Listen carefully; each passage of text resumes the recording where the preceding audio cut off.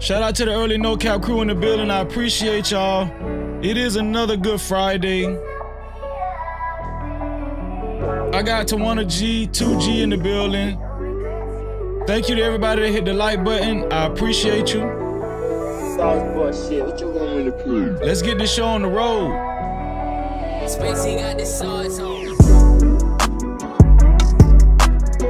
To support this show, if you're watching the replay, you could always support by sending a super thanks. That's right, a super thanks. That's the heart shape with the $sign in it, right below the video.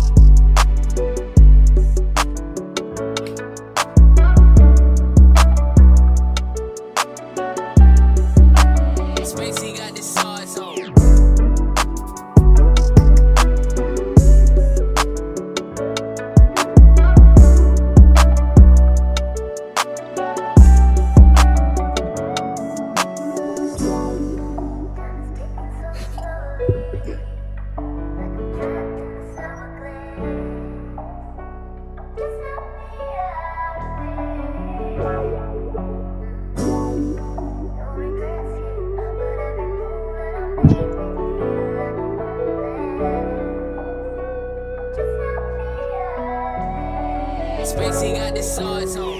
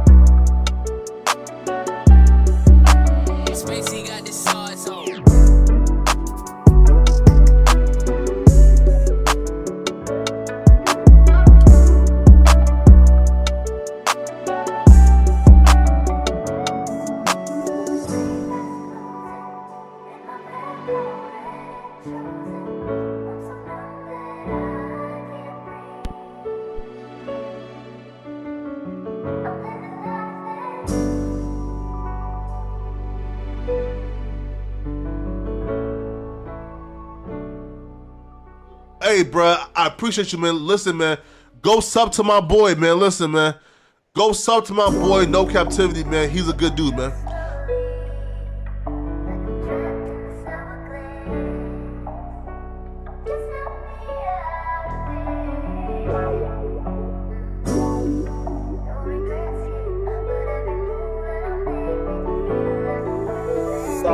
Shit, what you want me to prove? Freezy, a pioneer.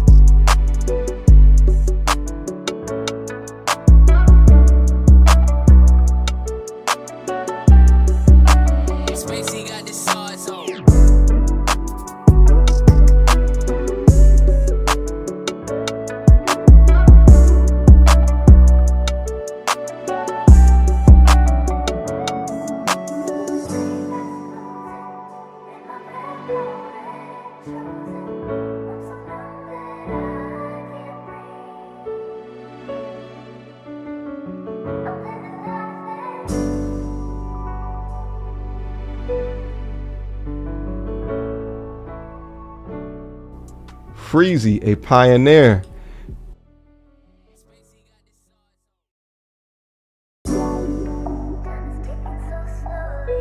Freezy, a pioneer.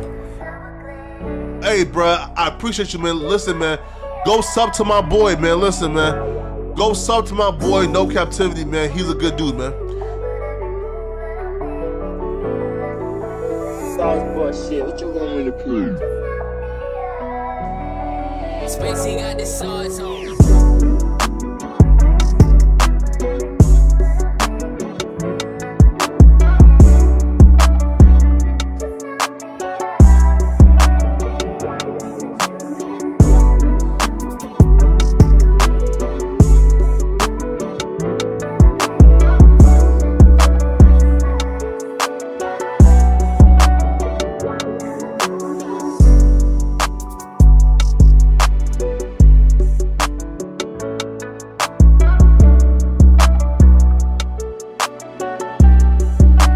Spacey got the sauce on.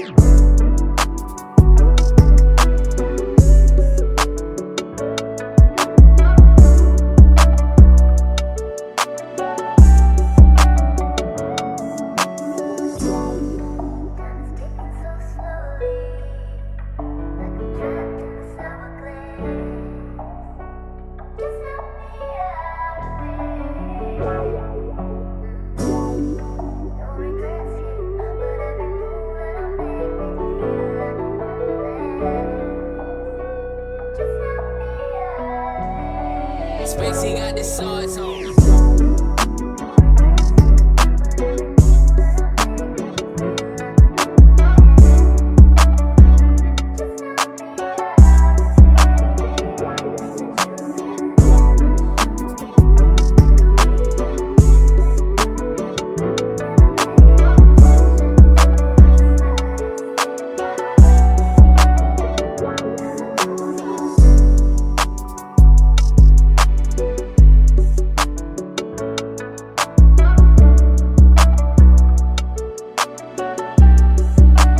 Spacey got the sauce on.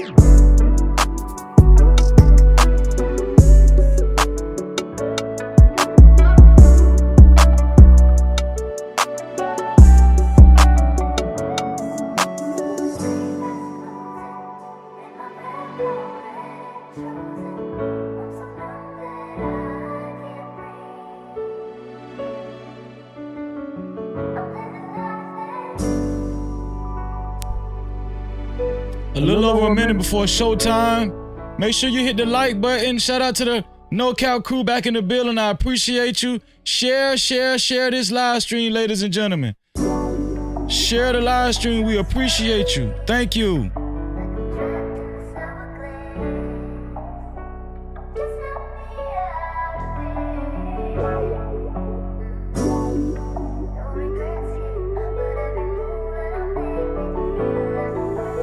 Sauce boy shit, what you want me to prove?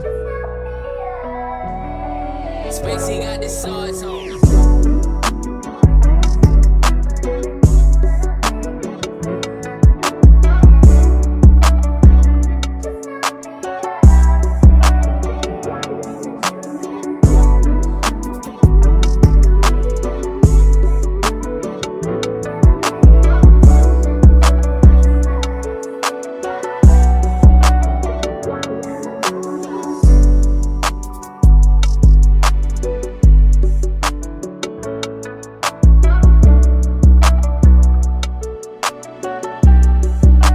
Spacey got the sauce on.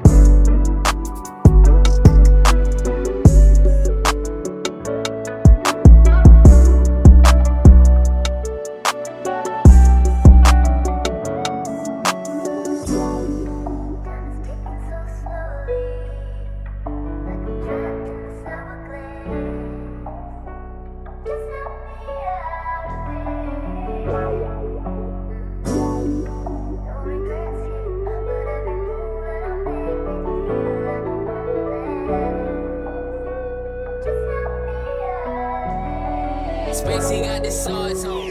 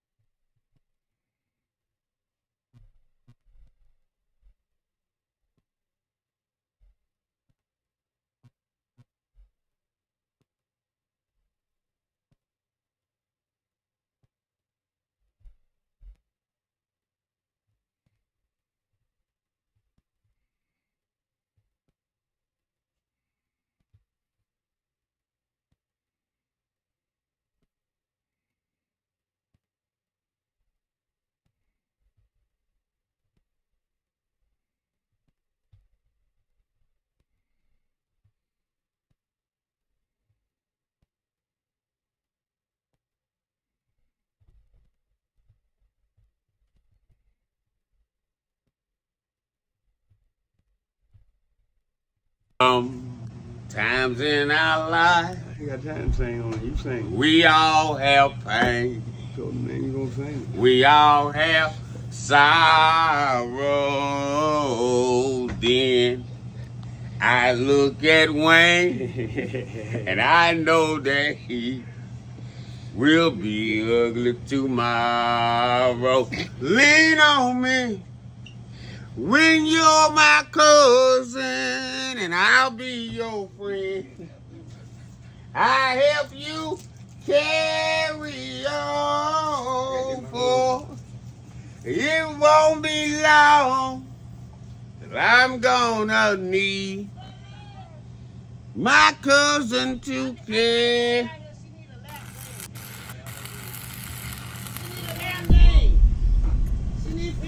No Cap-tivity. Freezy.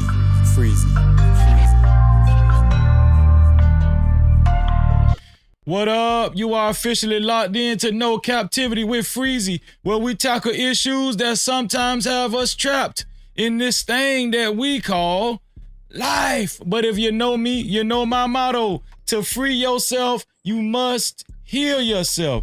And if you're right with your dog, please hit that like and subscribe button hard right now. And also comment and share this video. It's very important. Share this video. That is if you're right with your boy Freezy. No Cap-tivity. First things first. Shout out to Mrs. Freezy in the building. Shout out to Mrs. No Cap. She left a very important notice in the chat. She said, No Cap members, please send your mailing information and No Cap membership tier to this email address. No Cap Mrs. Freezy. That's NOCAPMRSFREEZY.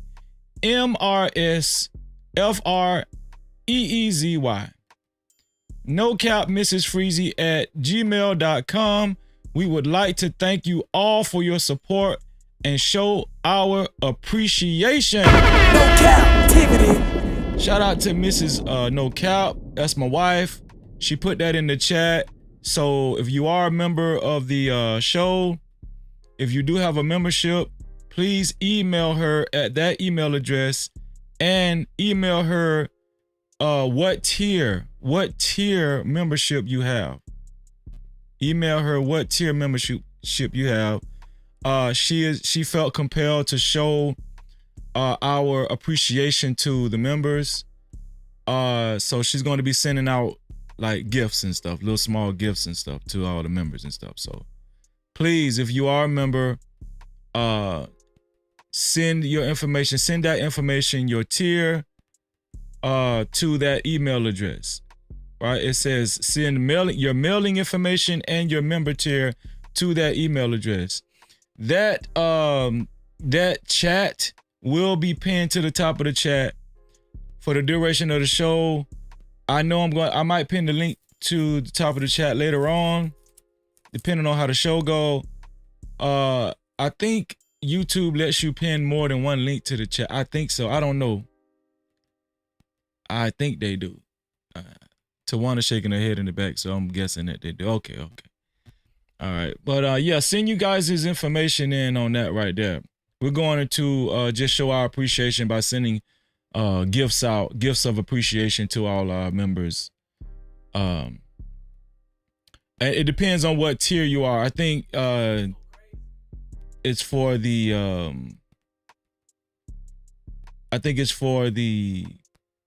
no cap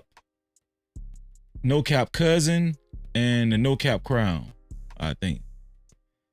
But Miss Freezy, put in the chat what tier is it? All the tiers, or is it just the top 2 tiers? Is it the top 2 tiers? Let us know, Miss Piggy. I'm sorry, Mrs. I'm calling you Miss Piggy.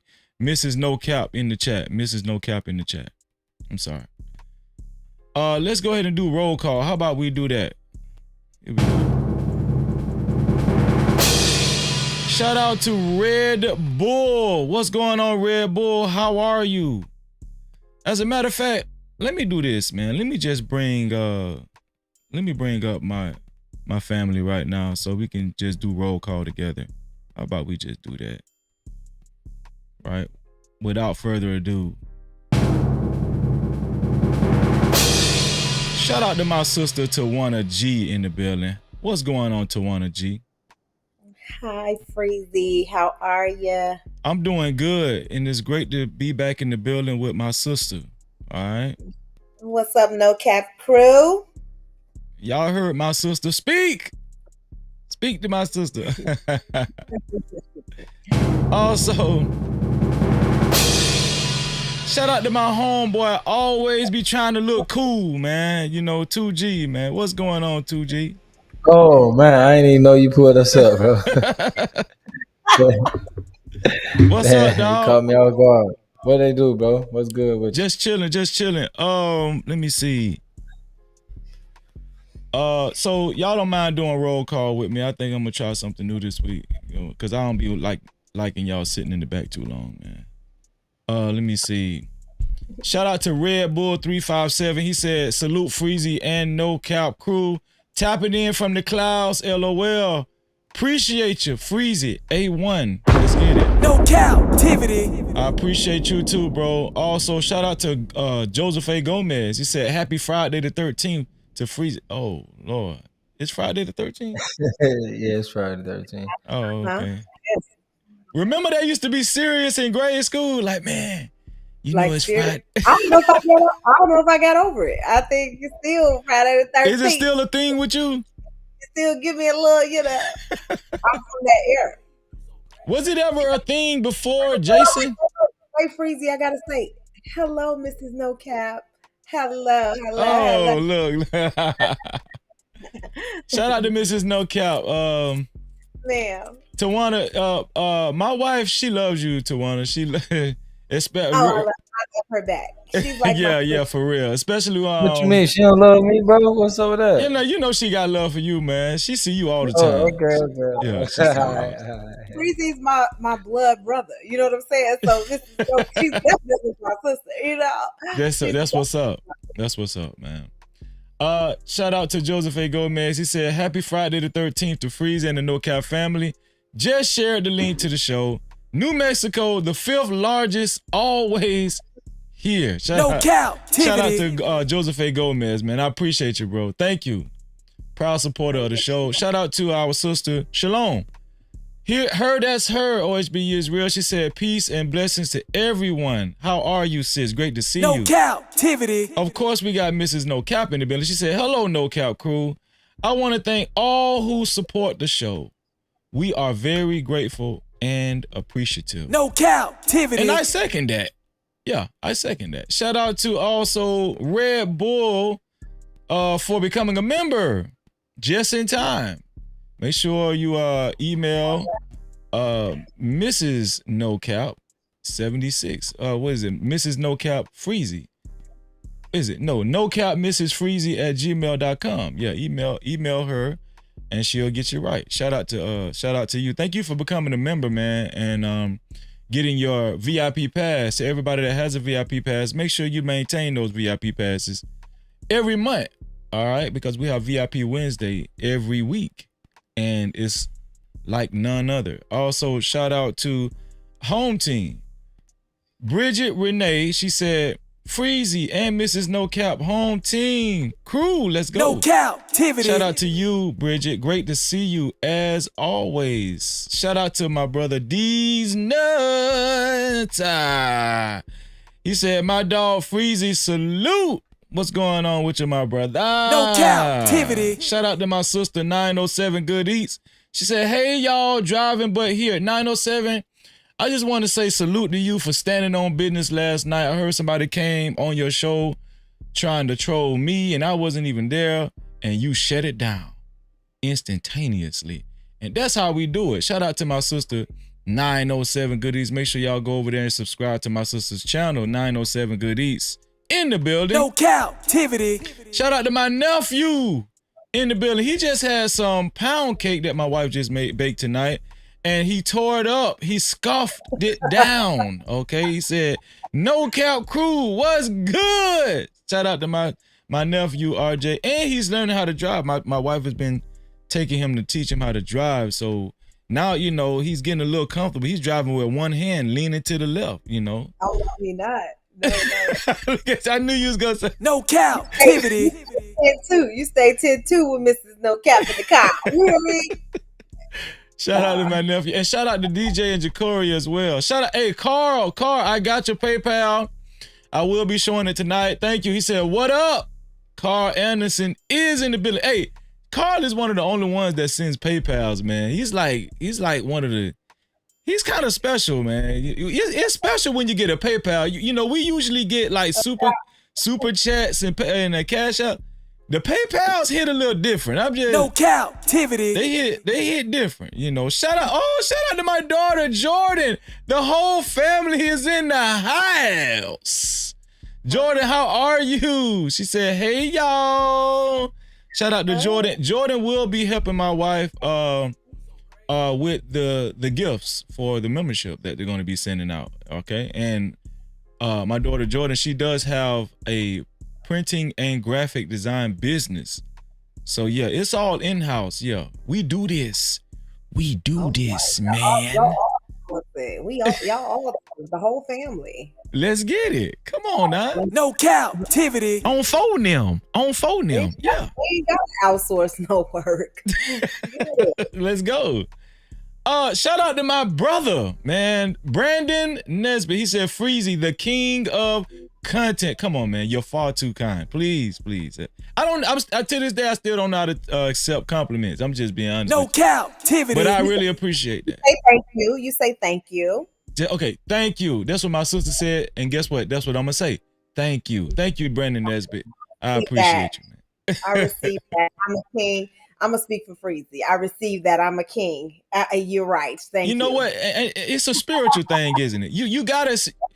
Maybe it's a reason why I receive it, but you stay I got to do better at basking in it. Yeah. You stay humble, which is important. Yeah. Too.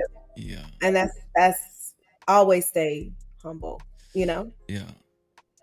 I ain't got to the point where I pop my collar yet, you know. I'll speak for your inner self. You know Thank what I'm saying? Sis. Let me give my sis a big bomb on that one now. No Cap-tivity. Let me get to one of them. Come on, there you go.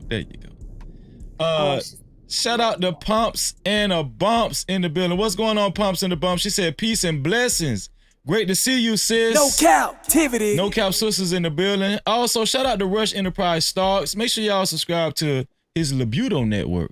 He says salute. Shout out to Rush Enterprise Starks. No Cap-tivity. Ready to reach some Look at Jordan. Jordan talking about pound cake, mother, really? Jordan, get out. Listen, get out of this. All right, get out of this. That's okay. That's me and RJ pound cake. All right, RJ laughing. Look, Big Bad Bull, I see you. You know I'm gonna announce you in 1 second. Thank you for being in the building, Big Bad Bull. I appreciate you. Let me give you a shout out to Big Bad Bull. I'm gonna put you on center stage in 1 second. Big Bad Bull. Shout out to Big Bad Bull, man. Shout out to you, man. That's what's up. Also, shout out to Lord ADS. He said, what up, No Captivity with Freezy. I appreciate you, bro. Thank you. It's all love. No Cap-tivity. Thank you. Also, how about we do this? Let me go ahead and recognize Big Bad. Well, no, I'm gonna wait. Big Bad Bull understand. I'm gonna wait. Listen, put a 1 in the chat. We watching. Put a 1 in the chat if you plan on sharing the live stream. If you plan on sharing the live stream, if you're willing to share the live stream, or if you have shared the live stream, put a 1 in the chat if you plan on being a part of the No Cap campaign. Put a 1 in the chat if you plan on being a part of the No Cap campaign tonight. It is a great Friday. Thank God it's Friday. I appreciate you. Whoever plans on being a part of the No Cap campaign, I wish you $11 million in your life. Every time I say that, I'm serious about that, right? I'm serious. Shout out to Jordan. She's a part of the No Cap campaign. Shout out to Joseph A. Gomez. He said he's already shared it already. He's a part of the No Cap campaign. Shout out to her. That's her. She's a part of the No Cap campaign. She says I already shared it, Freezy. I already did that, my brother. Thank you. I appreciate it, as it does get the live streams out there and help the channel grow, which I know all of you guys care. I appreciate you. Shout out to my brother, to Jizzle, for sharing the live stream. I appreciate you, my brother. I already know you going. That's automatic. Thank you to all of the super caps that's coming in. I'm going to read them shortly in 1 second. To anybody that's wondering how to share this live stream, the share button is right below the video, right next to the like and the dislike button. And it gives you an option to either share it out to any one of your favorite social media platforms, or it gives you an option to copy the link and share it out to any one of your close friends and family. Either way, we appreciate you for being a part of the No Cap campaign. No Cap-tivity. Thank you. Also, shout out to everybody that actually hit that like button. Shout out to everybody that hit the like. But how many people? 34 people hit the like. We're off to a great start. Thank you for hitting the like button. I really do appreciate y'all. I wish you $4 million in your life. Thank you. And don't be complaining. Don't be complaining about the people that share the live stream that gets $11 million. If you want $11 million extra, share the live streams. Don't you know? I can hear some of you, Freezer, why we only get 11 million? Listen, it's 4 million to like, 11 million to share, all right? And it's free to do both. I appreciate all y'all. No Cap-tivity. Thank you, thank you. To support this platform and to support stories of this magnitude, especially if you would like your comments read and highlighted, if you would like your voice to be heard from the chat, you could do 3 things actually. You could either send a super cap just like my brother Big Bad Bull did. Let's go, man. No Cap-tivity. Super chat. Shout out to Big Bad Bull for his $20 super cap. Thank you, bro. He said, in honor of Mrs. No Cap, Mrs. Freezy, he said, gracing us with her presence in the chat, I will go ahead and snatch the first sponsor slot. Still sending up prayers for our brother, Emperor Kojak. Most definitely, man. No Cap-tivity. Thank you, Big Bad Bull. Big Bad Bull is the initial sponsor of tonight's show. Let me go ahead and add Big Bad Bull to the sponsorship board. Without further ado, let me see. Big Bad Bull. $20. There we go. Big Bad Bull is the initial sponsor of tonight's show, and he's flashing on the sponsorship board. Thank you, Big Bad Bull. We really do appreciate you. Big Bad Bull has been the initial sponsor quite often lately, man. We appreciate my brother. And also, make sure you guys go over there and subscribe to Big Bad Bull's channel. Yes. Big Bad Bull does have a channel, and it hit a little different. Make sure y'all go over there and support our brother as he supports all of us all the time throughout the years, right? Make sure y'all go over there and hit that notification bell as well right after you subscribe to Big Bad Bull's channel. Also, shout out to Joseph A. Gomez. Super chat. Shout out to Joseph A. Gomez for also being a sponsor of tonight's show, a co-sponsor of tonight's show with a total of $20. Thank you, Joseph A. Gomez. He said $20 match Big Bad Bull for Mrs. No Cap. Oh, listen, hold on. Y'all supposed to be sending the money for me. She taking my shine. Y'all sending $20 because my wife in the... Nah, shout out to my wife. Show up more often, Miss Freezy. She said, no, New Mexico, love y'all. Shout out to Joseph A. Gomez. No Cap-tivity. What'd you say, Tawana? No, I was saying shout out to Joseph. Oh, yeah, shout out to Joseph. I appreciate you, Joseph. Let me go ahead and add Joseph to the sponsorship board as well. Let's see, $20. Here we go. Shout out to Joseph A. Gomez, flashing below, right along with Big Bad Bull. Thank you, Big Bad. Thank you, Big Bad Bull and Joseph A. Gomez. We do have another super cap in the building, and it's from our sister. Super chat. Conversation with MJ. Conversation with MJ is making a statement. She said the ladies are going to take the sponsorship tonight. Fellas, just sit your ass down. Let us take care of this. Conversation with MJ. Thank you, sis. She's thank you for the $30 super cap. We appreciate you. She said, hey Freezy, share the stream. Have a great show. Hello to your panelists as well. No Cap-tivity. Thank you, Conversation with MJ. Make sure y'all go over there, as I am a fan of her channel, an avid supporter. If you like If you like law and order, law and crime type of content, conversation with MJ, she does excellent content, and also she works in that field too, so she knows what she's talking about. So y'all go over there and support her channel, subscribe, and hit that notification bell. MJ said, "Hey Freezy." Oh, I read it already, but so listen, MJ is the official sponsor of tonight's show. Shout out to Big Bad Bull and Joseph A. Gomez. Nevertheless, thank you for being on the sponsorship board. I appreciate you. It was short-lived thanks to conversations with MJ, and so she's going on the sponsorship board as we speak. Let me see, $30 to be exact. So can y'all post her? Oh, I see her YouTube in the chat already. Okay, it's her link is already in the chat. Yeah, because I couldn't find her when I searched. Oh, okay. I can't see the chat right now, but whoever posted the link, thank y'all.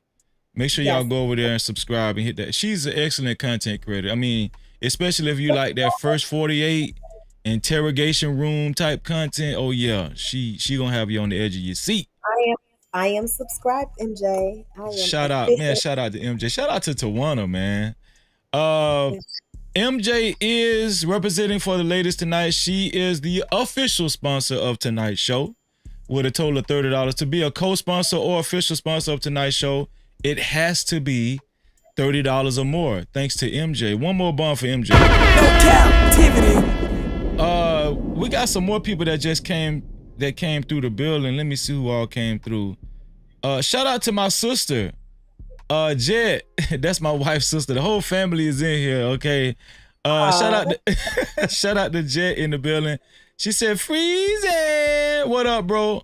Thank you for being here, sis." No captivity. Also, shout out to BATL in the building. Great to see you, sis. She said, "Salute, Freezy, and prayers." Shout out to you, sis. No captivity. Great to see you. Shout out to Joy is Real Online. She said, "Good evening, Freezy, panel, and crew." Make sure y'all subscribe to Joy is Real Online and hit the notification bell. And congratulations to you too, Joy, for hitting 1,000 subscribers a few days ago. No captivity. Shout out to you, Joy. No Cap crew working hard over here. Also, shout out to Travel One. Travel One, as usual, per usual, is in the chat. She said, "Greetings to Freezy and his No Captivity chatters. In looking at your topic, is Florida still the sunshine state? Mrs. Freezy is the prize." Shout out to you, sis. No captivity. Shout out to Travel One. Also, shout out to JT from What We Know Podcast. He says, "Salute, fam, Detroit in the building." Shout out to my brother. Make sure y'all go over there and subscribe to his channel, JT from What We Know Podcast, and hit that notification bell. No captivity. Thank you, JT, for being. I appreciate you. I appreciate you, bro. I think that's it. Let me see. I think, is that the preliminaries? Yeah, I think. Did I skip anything? Let me see. I think that's it.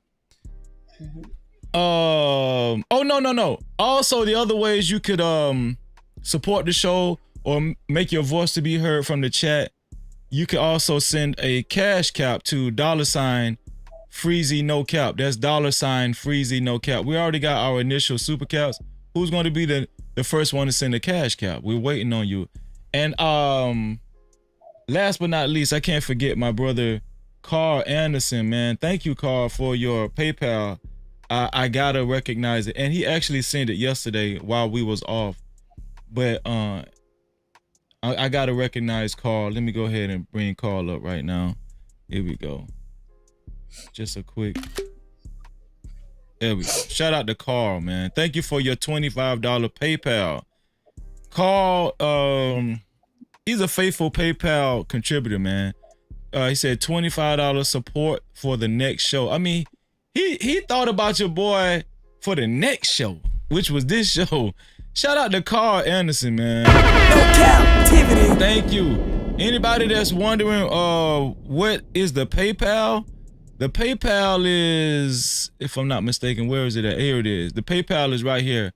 No Captivity with Freeze without the Y. No Captivity with Freeze without the Y, because it was too long and PayPal would not let me put the Y. So that is the PayPal, just in case somebody wants to join Carl Anderson on PayPal. back to my brother and my sister, Tawana, 2G. How are y'all feeling, man? I know y'all be like, Freezy, is you gonna breathe? I be talking fast, don't I? You've been going. This your show, shit. We just, I'm here. Whatever you want to do, Freezy, it's your show. So, but I'm doing great. First off, has anybody noticed anything different on Tawana? Yeah. Anything? Has anybody noticed anything different on Tawana? Nobody said a damn thing about it, have they? I'm going to say. Yeah, Tawana's over here glowing, man. And listen, I ain't even gonna wait for y'all to type it in the chat because I know somebody gonna get it. But me and 2G told Tawana in the back chat, every woman cannot wear a short haircut, right? I don't know what it is. I don't know if you gotta have like a special shaped head or face or something. I don't know what it is. What do you think it is, Tawana? I didn't think I had it. You know what I'm saying? I was like, well, what's she doing? She was cutting. She just kept cutting. I'm like, wait a minute, lady, what are you doing? Hey, I just asked for a bob. She was like, your hair, we need to get it together. And I'm going to make sure it grow back right. Listen, before I know it, this is what I had left. So it was your hairstylist's idea? That's not what you went into the salon to get? I did not. I absolutely did not go in there for this. I went in like, oh, I need something to do with my hair. I don't know what to do. And then she just got to cutting. And she was just cutting and cutting. And I'm like, what you doing, Missy? She was like, I thought you said you trust me. I'm gonna make sure you right. She, the whole idea is to have me start over. But I'm actually liking the low maintenance, shortcut. Yeah, they look good. They look good. They might spell your name right tonight. Yeah, I was like, okay, she hooked me up. I did tell her to just do it. I'm like, just do what you do. And she did what she did, So, but it looked great. Thank God it looked great. Shout out Malika. Shout out to Malika. She's been owning her shop for 20 years. She live on my block. And she's amazing. So, but yeah, she hooked me up. And she got me right. It's been you ain't seen me in a while, but it's been like at least, I had a week to kind of dissect this hair and get used to it a little bit. So, when you first seen it, did you like it? No. I'm gonna be honest. When I first seen it, I was like, what oh shit, what is going on? Because I've never had short hair ever. This is my first. Yeah, I have never had short hair, especially this short. Maybe a bob, like about to my neck, or like how I had it, when y'all seen it, but nothing like this. But literally, I'm getting used to it now, and then y'all was like, yeah, you know what? I see you. I'm like, okay. So I'm gonna roll with it. Chris was like, my husband, he was like, short hair don't care, huh? You just should, cause he didn't know I was gonna cut my hair off, and I didn't either. So when I came in, he was like, oh, okay. He was like, oh, okay. But he was like, you look real nice, like y'all said. He was like, you look real nice with it. So he like it too. Cause I know he likes my long hair. Yeah. Cause for the wedding, he was like, I want you to have your, keep your hair long for the wedding. So I was like, oh, how you gonna feel about this? Cause I didn't cut it all the way off. But he was like, no, I like it. He said he liked it, so. Yeah, damn how we feel. That's when it really count. When your husband say he like it, Yes. If your husband, I wonder if it's a lot of husbands out there. And shout out to Mrs. Freezy, Mrs. No Cap. She said, yes, I love the new cut. Oh, thank you. Yeah. Thank you. Everybody's so nice. Thank y'all. Everybody said it looked nice. I was like, okay, good. I'm going to roll with it. It feels better. I think I'm insecure about it. Everybody else is like, no, it looks good. But I'm like, insecure. Yeah, because it's so different. It's so different, y'all. But I'm gonna roll with it, I'm gonna style it up. I'm gonna make it work. I'm gonna do my little makeup, make sure I'm always on the point so I can feel good about it. This is Tawana's hair segment, y'all. So we reading a couple of comments. 2G, of course, he didn't. 2G already said that he liked it when we was in the back before we started the show. JT said she has a pretty apple head. Thank you. You know, I want to say, I want it like when men's significant others get a hairdo, especially their wife. I wonder if a lot of men have enough nerve to tell their woman, nah, I don't like that. Oh, I know. Do y'all? Thank you, Freezy. I want to know. Do y'all do that? Will y'all tell? Well, I'm trying to figure out if I told my wife that before. I think I told my wife one time. I don't know. I don't know if I told my wife that before, cause I be a little apprehensive. I don't be wanting to hurt her feelings. You know what I'm saying? Especially if she done spent her money and spent my damn money. I'm just saying, you know. But it's all good, you know. Yeah, that's what I thought about too. Because I feel like Chris would never tell me he didn't like it. He'd be like, "You look good." He would never tell me. Can you tell if he doesn't like it, even if he says it looks good? Yes, I can. You can. I can. I think he genuinely likes it though, because he's like, you know, a little bit more touchy feely. I said, "Oh, you really like this, huh?" No, but I think you could tell. Yes. Let me see. Mrs. No Cap, write in the chat if I've ever told you I didn't like a hairstyle, because I don't remember ever telling you that. But she can tell if I don't like it, because it's like my facial expression, she can tell. What about you? Know. What about you, 2G? Will you tell your woman that you don't I'm hard like on her, man. I'm hard on her, bro. It's hard on the university. I gotta keep it honest. Yeah. You would tell her 2G. School of hard knocks. How would you say it? Like, tell me, I come in the house. Go back. I'll just say go back. Straight like that. Yeah, like just straight go back.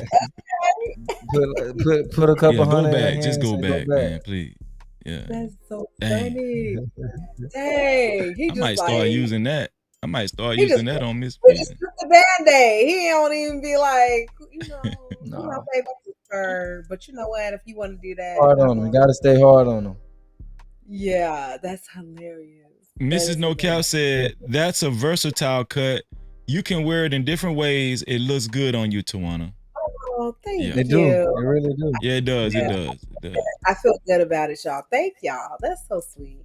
Oh, JT. I feel good. JT said apple hair is actually the name of the hairstyle, bro. Really? Oh, really? I didn't know that. I didn't know that either.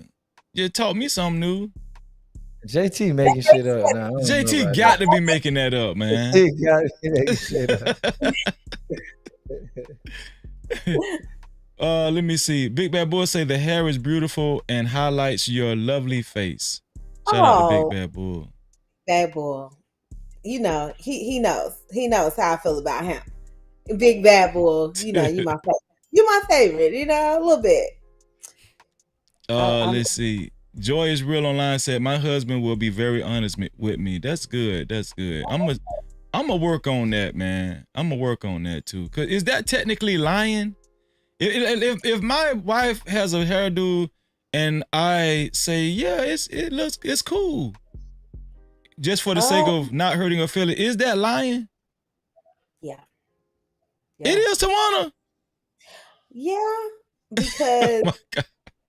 Yeah, because like if you don't like it, even if she might not change it, but I would like to know that you really don't like it. I don't want you to be like, no, it look good, and secretly you like, I can't wait till her damn hair grow back. I can't stand that shit. Okay, that's true. Apple style haircut is a popular layer. He is correct. Y'all thought he was really? I just did a chat. No Cap-tivity. Hey. He is correct. Apple style haircut is a popular layered cut. We just learned something to what I have. He did not make that up, y'all. He is completely. It ain't called apple head though. He said apple head. Do it? Well, it's not. It's called apple style. Yeah. Apple style. But he said apple head. Apple head. Well, Yeah, maybe he he got said it wrong a little bit, but Yeah, he's on the right. that's some Diddy stuff, ain't it? Shout out to shout out to Not- Conversation with MJ. She said, only when they have time to deal with the silent treatment. Oh, okay. So she's saying you're gonna be dealing with the silent treatment if you tell her you don't like her hairstyle.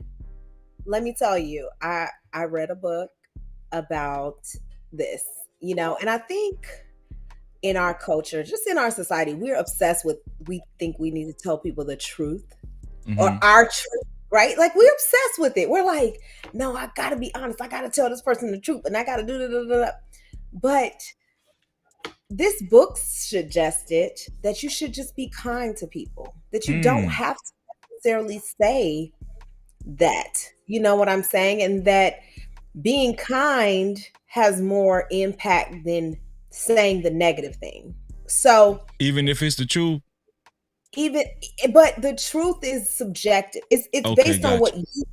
It's not like truth is truth, right? Like 2 + 2 is 4, right? That's the truth, right?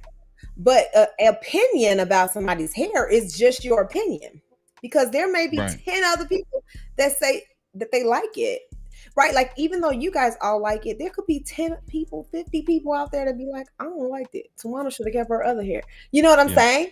So is it really a truth when there's differences in opinion? So the book suggests, right, that you not condemn or complain or criticize people, that you offer a compliment, you offer a something else to help, to make that person think about maybe they should change it, like you don't have to necessarily say I hate it.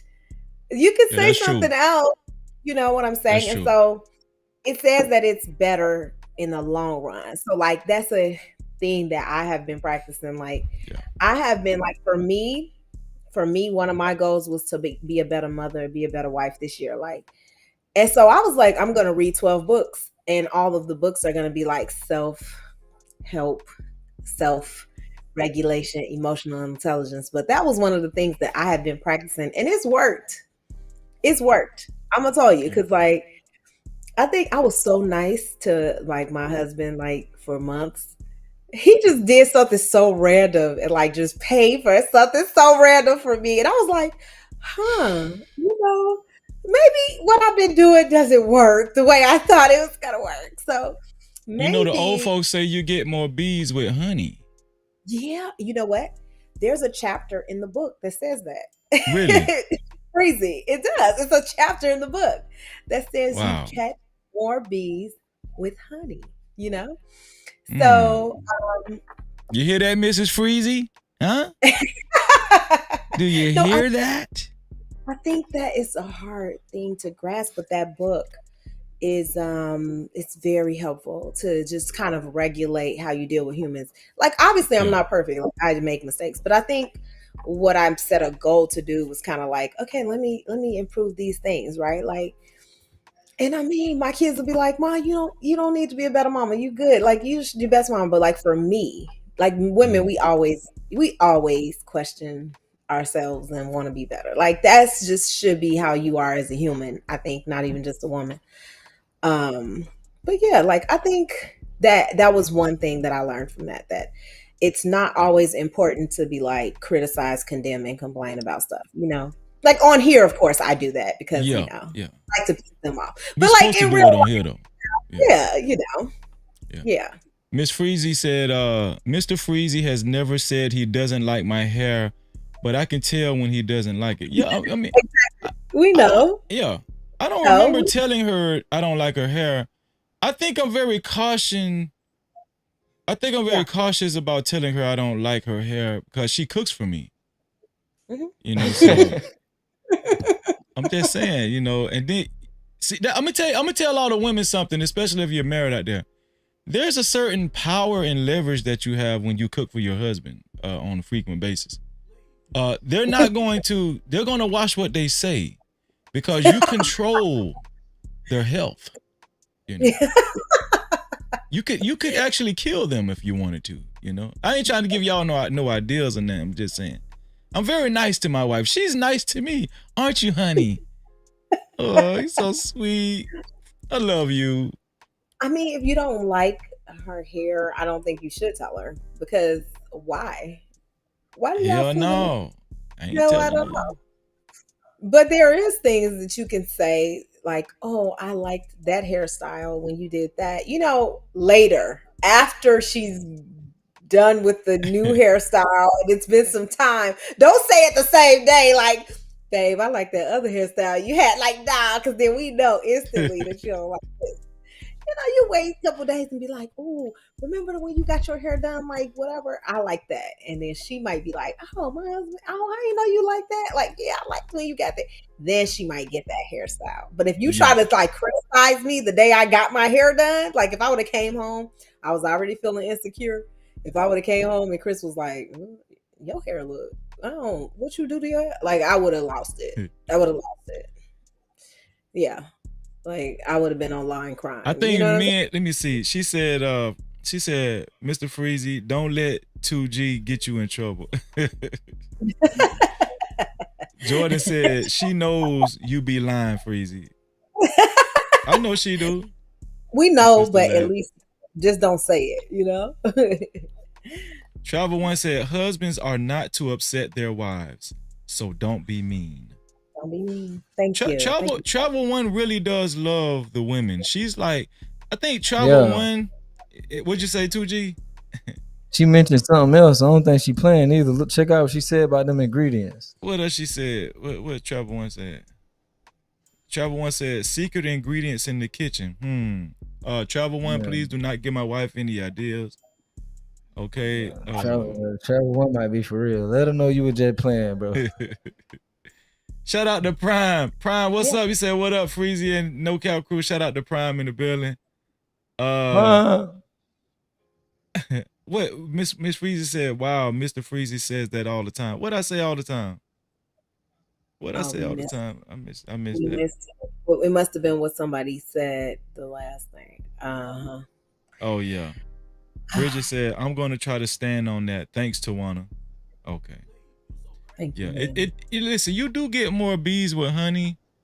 You don't focus on the negative. You know what I'm saying? Like focus on the reason why the person's doing what they're doing, right? Like there's a reason why I cut my hair this short because then it just doesn't serve you or your relationship to focus on the negative. I just don't, I don't know any successful marriage that does that. So, and I'm just speaking from that perspective, but if you want to get to marriage, this is the things you got to practice. You know what I'm saying? You know when most men would be more likely to say, nah, I don't like that shit when they mad, when it's already tension in the house and stuff. Right. Well, you know what? I take that back because 9 times out of 10, the wife probably won't even ask his opinion because they ain't speaking or whatever. So she probably gonna get glammed up and make sure she look good. We'll listen to what y'all say when y'all mad. You know what I'm saying? Like we feel like, oh, he just said that because he mad. You know what I'm saying? Like unless it's real ignorant. If it's real ignorant, then it's like, oh, you waited till you got mad to say some real. So this what we doing, huh? Okay. Yeah. Oh, okay. So that's how you want to play this. This is what you want to do. But no, like ain't nobody listening to y'all when y'all mad. Y'all say the craziest stuff. Like, yeah, you don't do that. You don't fold my clothes right either. Like, okay, fold your own clothes. Shout out to Prime. Prime said, I'm blunt with it. Prime, I believe you. I believe that you're blunt with it, Prime. You blunt everywhere you go, Prime. RJ said, please don't give my auntie ideas. Please don't give my auntie ideas, Travel One. Okay? Please. Thank you. Funny. So listen. What are we going to talk about first? We're going to go over here to Gram Spam. I think I got the screen already set up. Let me bring us over here. Let's walk on over here to the other room. Here we go. Hold on.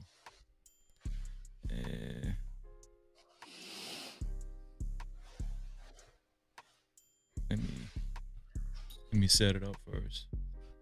Okay.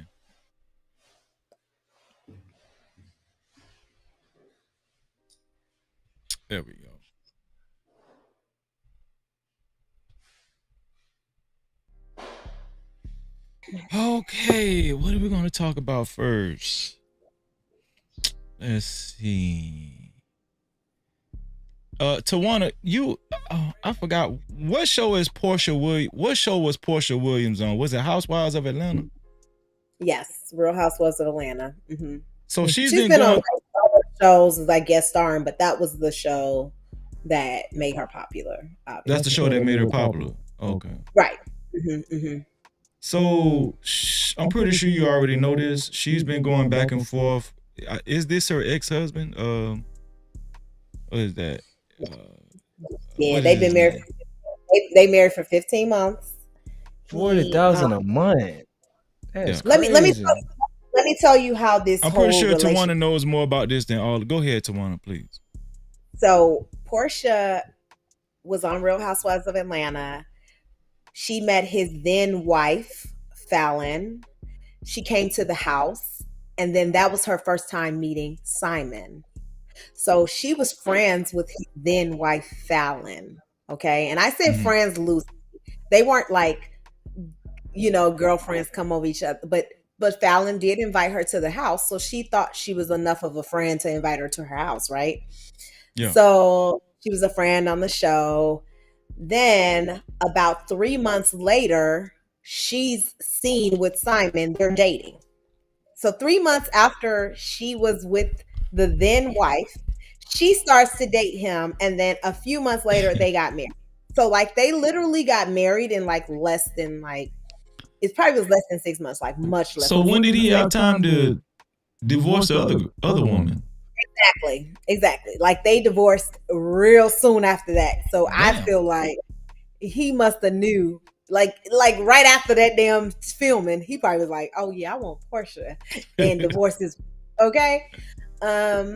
So long story short, he was married to someone else when the Real Housewives of Atlanta season started, and then after filming ended, we found out that him and Portia was actually dating and together. So I think Tawana froze up on us. right, because okay, there she go. There she go. You froze up again, Tawana. Okay, there you go, Tawana. You're back. Okay, I was gonna say, is it going out? Because I might have to log out. I don't know what the hell wrong with my. Nah, you good now. I can hear you and see. Oh, okay. Yeah, no, like so. Shortly after that, she's dating Simon, and then now they're married, and then of course things just.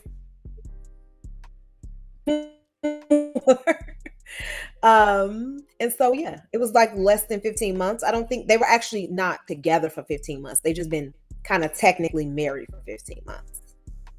So was he involved in some type of fraud or something? So he is initially from Nigeria. Oh, okay. So, Africa. Okay, yeah. So his immigration status is an issue. So then someone called ICE on him. He was deported. Was deported. So this is his third or fourth time being deported. So he's been deported a few times. He's very wealthy though. He has restaurants here. He has a laundromat. He has a car dealership. He has all kinds of things. So he's not a scammer then. He's a legit businessman. I don't know that for sure. Okay, I won't say that. He has not been prosecuted and or charged with anything. But I think in the past, in the 90s, he was charged with some fraud, like credit card fraud. But other than that, he has no recent charges. But yeah, he's definitely known to. People believe that he's scamming for sure. That is definitely been said. Do I know that's true? I don't know. But yes, he is definitely said to be a scammer. Portia did say that he was not paying the mortgage on their homes, and they were near foreclosure, and so she kind of took over, started paying the mortgage on the home. So then there's claims that he's broke. Shout out to Jerome in the house. Appreciate you being here, Jerome, and shout out to my brother Bolo TV in the building. He said Shalom Freezy. What Jerome say? Jerome said, I don't lie to mine about something as small as a hairstyle. If I'll lie about something as small as that, What else would I lie about? That's good. That's uh what do you say about what do Yeah, you say to too that deep, 2G? yeah, he overthink. He got a little too deep with that. Real Ain't nothing deep. wrong Like, with being nice, being considerate. Like if you lie about something that simple, I don't think that lie. means you're a liar. It's not a lie. Like, Yeah, why do that's you not a feel? lie. That's just And this is what the book said. Why do people feel like they got to be honest? It's like ego, because the honesty only serves you. It doesn't serve the other person. So, Mm-hmm. what's your point of being quote quote honest? Because it's really just your truth. Mm. and ain't That it? It's doesn't, just being nice. What's wrong with being nice? what's It's wrong with it? Like, simply being nice. because, like, honestly, if you say somebody's here, if you don't comment on it and you just like, you don't have to be harsh about it either. You don't have to criticize it and you don't have to condemn it. You could just be like, oh yeah, babe, you look great. I don't care what you do. Like, that's so that's not being honest, like, because you do care what she do, right? You do care physically how she Yeah. looks. So I guess that's what he's saying, but I don't know. Yeah. But yeah, I think poor- me, I tell the truth through my facial expression. You know what I'm saying? Like she knows, like I'll say, instead of saying, like, there's ways to know. She knows when I really like a hairstyle, when I yeah, just beat her to it and I mention it out the blue, and my eyes light up and I be like, dang, you look sexy as hell. That shit look good as hell, you know, or something. yeah, But if she has to actually ask me and I don't say nothing, and then I give some kind of, I give kind of like a bland response, like, oh, it's cool, it look cool. yeah. Hey, Tawana, You know what I'm saying? do She y'all know lie to us then. though? Huh? You heard me? I say, but do y'all lie to us? What y'all lie to us about? Oh, my wife, I'm gonna tell you something. My wife would not lie to me. She tell me, she give me the blunt truth. It be, What we Yeah, lied to y'all about? the biggest. Lots of things. No, it's, you know, I think we avoid the truth about things. Well, maybe not lie, maybe we don't lie, but we don't definitely, we not like honest 100% about everything. And that's not like all women. Obviously, some people have different reports with their marriage, because some people are like really best friends, and then, yeah. but if you really, like, if you look at data, a lot of women lie about a lot about sex. 100%.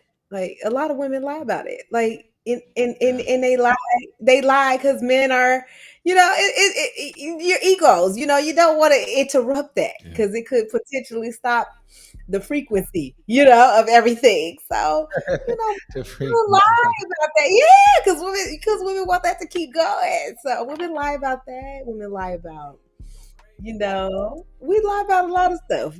Maybe the type of clothes you want to wear. We might say it's okay. We might not necessarily like some things, but if we see that, my husband really like it, whatever. Maybe we not as honest about what we want to eat, and you may want to eat something. We might just do it because you want to do it. We might do some things because men want to do it. So it's a lot of things that we not honest about all the time. Women definitely keep things from men, for sure. Yeah, I To think their to I their think detriment. men and women lie about sex though. Oh yes. Oh yeah. Yeah. Oh, and I did not mean to imply that it was just us. It definitely is both. Yeah, I I think would say, men, yeah, like, as far as how good the sex might be or something like that, or yeah, uh well, I think women lie more because yeah. Because you men, can't tell. Yeah. yeah.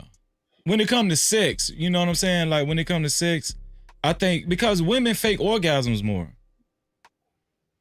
That's what I was implying. I just didn't want to say that, but that's what Yeah, I was y'all be saying. like, and then you can tell when you faking it because it'd be too much.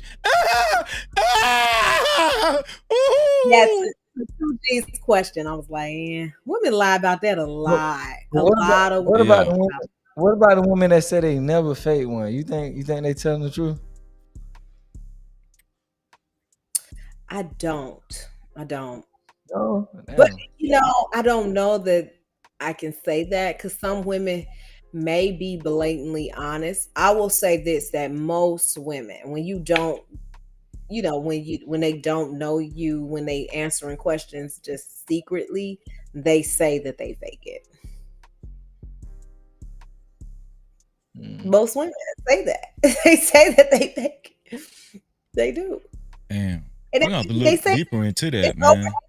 they say it's over 80% of women. I'm gonna have to look deeper into that. Damn. Yeah. Because But it's sometimes crazy statistics around that though, because they say like not to get too explicit, but they say like 90% of women never climax from penetration. Like that's crazy. you know what?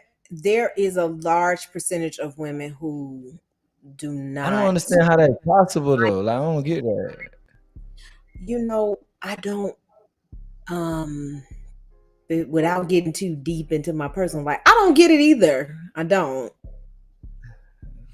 I think there's a large percentage of men that's very selfish in bed. They just be trying to get, they That don't I really makes don't like sense. That do make no, sense. they're not really into the no, the I the, the know activity. I Right. know I can go for that, please. I can girlfriends go of for that. mine who say no, I know girlfriends of mine who say unless they get head, they will not come. Damn. You think Like, it, period. you think you gotta be with somebody you like just like that about? What Like I you attracted to somebody you think infatuated it with, is, somebody you there with, man? you know what I think it is? I think it's the toys and the masturbation that's like Mm. desensitizing them. That's what I think Desensitizing. Right.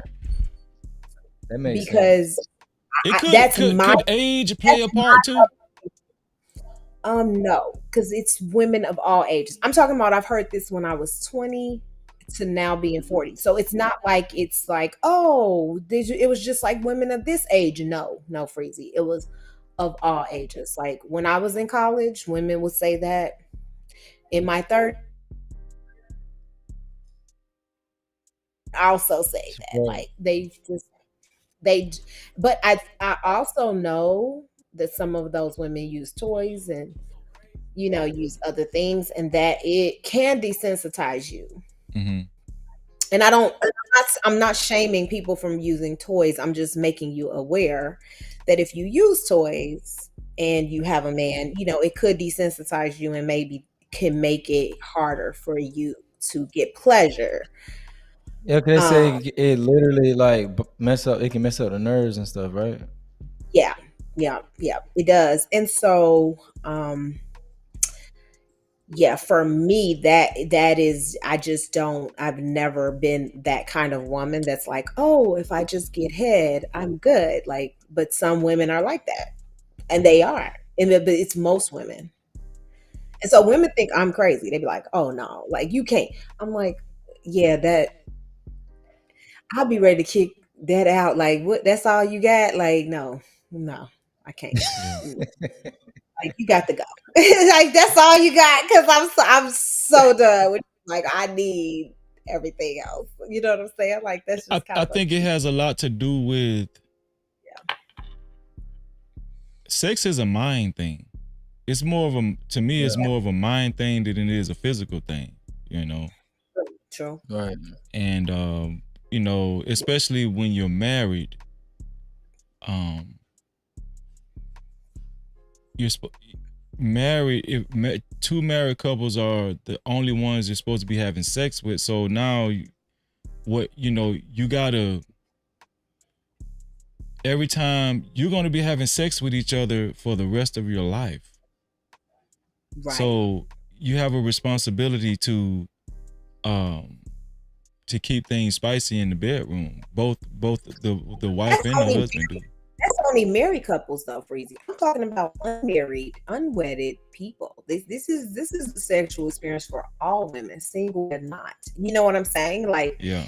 it's just overall, women are typically not able to climax from just penis. Yeah. Yeah. Do you think people not spending enough time getting to know each other? Like maybe couples who have been together for years, maybe married couples, maybe they taking more time to like know each other inside and out. So maybe climaxing is something that happen It's more, often with people that been together for a while. Everybody else kind of got like this hookup culture type shit going on. So maybe that's why person don't know how to touch them like this or kiss them like that to But get them. you know what though? You know what though, 2G? Men, and let's just have since we're talking about, let's just be honest. Men tend to climax way faster than women. Like, especially if a man Speak for yourself on that one, Frida. well, no, I'm but just it's true. No, it's I'm true. fucking with you, bro. I'm fucking with you. True, 2G, like, nah, not me. Okay, I know. With you, but I'm just saying, because some women will feel like something wrong if you take too long. Like, what you been doing? You been cheating, or what's going on? Oh yeah, oh yeah, Freezy. You know what I'm saying? So now men are faced with not reaching that climax too fast and pleasuring their woman at the same time and having it last long enough to where she's pleased as well, right? I don't think women appreciate what men have to do in the bed. Oh yeah, it's different. It's definitely different. It's different, Y'all ain't got. Listen, this is what y'all. This it ain't no big. Wait, because honestly, if we wanted to, it can be over literally in 1 to 2 minutes. So the fact that it going on for 35, 45 minutes, that means he actually holding out for you the whole entire time. Ain't nobody. Y'all know props for that. Y'all need to practice some meditation. But you know how selfless that is, though. That's very selfless. Because think about it, if you can be done within 1 to 2 minutes, but you hold back just for the other person. That is being selfless. That's great. Y'all should do that every time. Because the whole point is to reach. Wait. But the whole point is to reach that climax. So what you trying to get to, I'm actually holding it back the whole time. But I'm holding back my whole goal of doing this. But that's not the whole point. The whole point is to connect with your partner in an intimate way. It's not about reaching the goal. See, that's what I'm saying. See, you just. What I'm saying is the man can reach the reward instantly. So anytime he chooses to not to, he actually holding back for the woman. He actually being selfless. Because this shit can be over in 30. Hey, it can be over in 30 seconds. That shit could be over with in a minute and a half. That's what I'm trying to tell. We know. We know. We know. Trust me, women know very well. We like, okay. Let's hurry up. Just for you. Hold on, wait. So that's why men incorporate a lot of oral, right? And women should too, right? But go ahead. I think that's why some women are able to come from that more so than what is it called, y'all? I can't think of my brain. From straight penis and vaginal. Yeah, the penetration okay, yeah. Because men use foreplay so much, and like that's what they're used to, and so that's them. For me, that ain't gonna work. It's so much easier when it's two people that really like each other. Like when the girl is a fan of you, like I think easier. So. You're right. I think it's when the chemistry is there. You're right. Right. It's like, so much easier. It don't need to be explained. It's understood. I think when it's like, but a lot of people, maybe they're hooking up. They're not connecting on they that just be hooking up. That's the problem. They just be hooking up. The people they're surveying is like, if he don't do that, I'm not going to even be able to, you know what I'm saying? So if you just constantly hooking up, or even if you just got a fuck buddy, or even if you just got somebody that you comfortable with, but y'all ain't got no real intimate connection like that, it's going to be like, I'd be feeling bad for those women. I'd be like, dang, I don't know. I was gonna say this. Shout out to El Cheapo in the building. Y'all subscribe, hit the notification bell on my sister's channel. Yeah, titty. What's up, El Cheapo? And shout out to Black Lexicon in the building and Studio Mansion in the building. What's going on? I was gonna say this. Yeah. Maybe that's why Diddy used all that Diddy oil and stuff. Because Go ahead, man. what? I'm saying, listen, Diddy, he's very, Diddy is a freak, right? He like men too. Obviously, we know by now he like men too. But aside from the men, maybe that's why he was into a lot of the freak offs and stuff, because he really wanted to get into, I don't know. He seemed very, very, very sexual. He just wanted to watch and whatever. I don't know. I think here's the deal, right? I think that when it comes to sex, sex should, like what you said, Tawana. It's a time for both man and woman to explore one another, be intimate. The word intimacy is a broad, it's like, it means more than just sex. Intimacy does. Right. It does, yeah. So I think what we're talking about, a lot of men are not intimate with their partners. It's just more of a sexual thing. What do you say about that? Yeah. Absolutely. And women, unfortunately, are sexualized so young that I think that it becomes just kind of a normal part of life for them. You know what I'm saying? And I think we have to start protecting women more and explaining, what it really truly means to be intimate with someone, just to women in general, because I think ultimately, even if we deny it or we act like we don't, we control sex a lot. You know what I'm saying? A lot more than men. You know what I'm saying? Because we really have the power to be like, no, like you can't do it. But we're taught at such a young age to be sexualized. I think, I had I had a full figure when I was really young. And I think I remember like men in their 40s telling me stuff about my body. You know what I'm saying? Mm-hmm. Like I remember that. I remember my dad like punching a man in his face for saying something to me. And I was traumatized because I was like, oh my God, my dad punched somebody. But then now that I'm older, I'm like, dang, he was protecting me. Like I was literally 13. You know what I'm saying? And it was a grown man looking at my butt. Yeah, you know what I'm saying?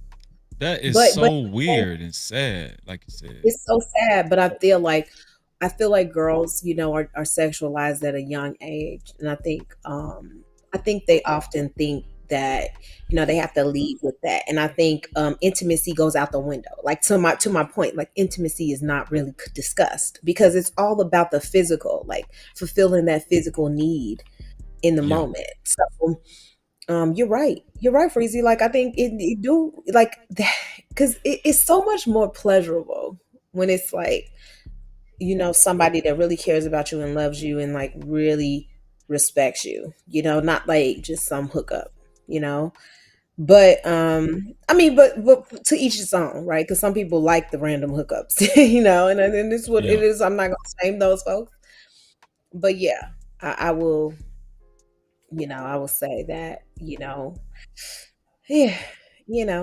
sexuality is very, very, very, very easy to blur the lines there. Yeah, and another thing is, I just really thought about this. It makes your woman feel special if you do it right. Mm-hmm. Like women can either leave with an experience of feeling like used, like damn, you just wanted to get off, you know what I'm saying? Or she could leave that experience feeling, wow, this man really loved me. Wow, he really appreciated me. No, Freezy, no, I ain't gonna go there. No, I gotta stop you there, man. I'm telling you, What? Okay, Y'all, tell me what you disagree y'all with. know how y'all know how to master manipulate. You could think you could be leaving an experience thinking I'm about to get proposed to tomorrow. You know what I'm saying? Like a great sexual experience is not equivalent to a person that has some kind of strong feelings for you. And no, it's just like sometimes you just have chemistry with someone, and it just is what it is. Like Sexually. that's all. Yeah, you just do, and Yeah. it just is what it is. It has absolutely nothing to do with having a real Love connection. and So I just want people to not think that. romance. So it ain't Because got he nothing. threw So it okay. down. So for women, it ain't got nothing to do with romance and love. Yeah, it does. But I'm saying that a man Yeah. can make you feel that way even when it's not that. You understand? Like you can put it Right. down like love me, but really don't give a shit about me and won't call me for 5 weeks afterward. Like you have So some men do that very well, actually. Like I don't know, and maybe you're right in that sense that maybe women are not picking up on the real intentions, but I I don't believe that just because you had a great sexual encounter with somebody means that No, you it's kind of anything. right because I remember when me and Yeah. my wife we first met each other and we started being intimate, she did me like that and she ain't called me for like 2 months, man. I was so sick.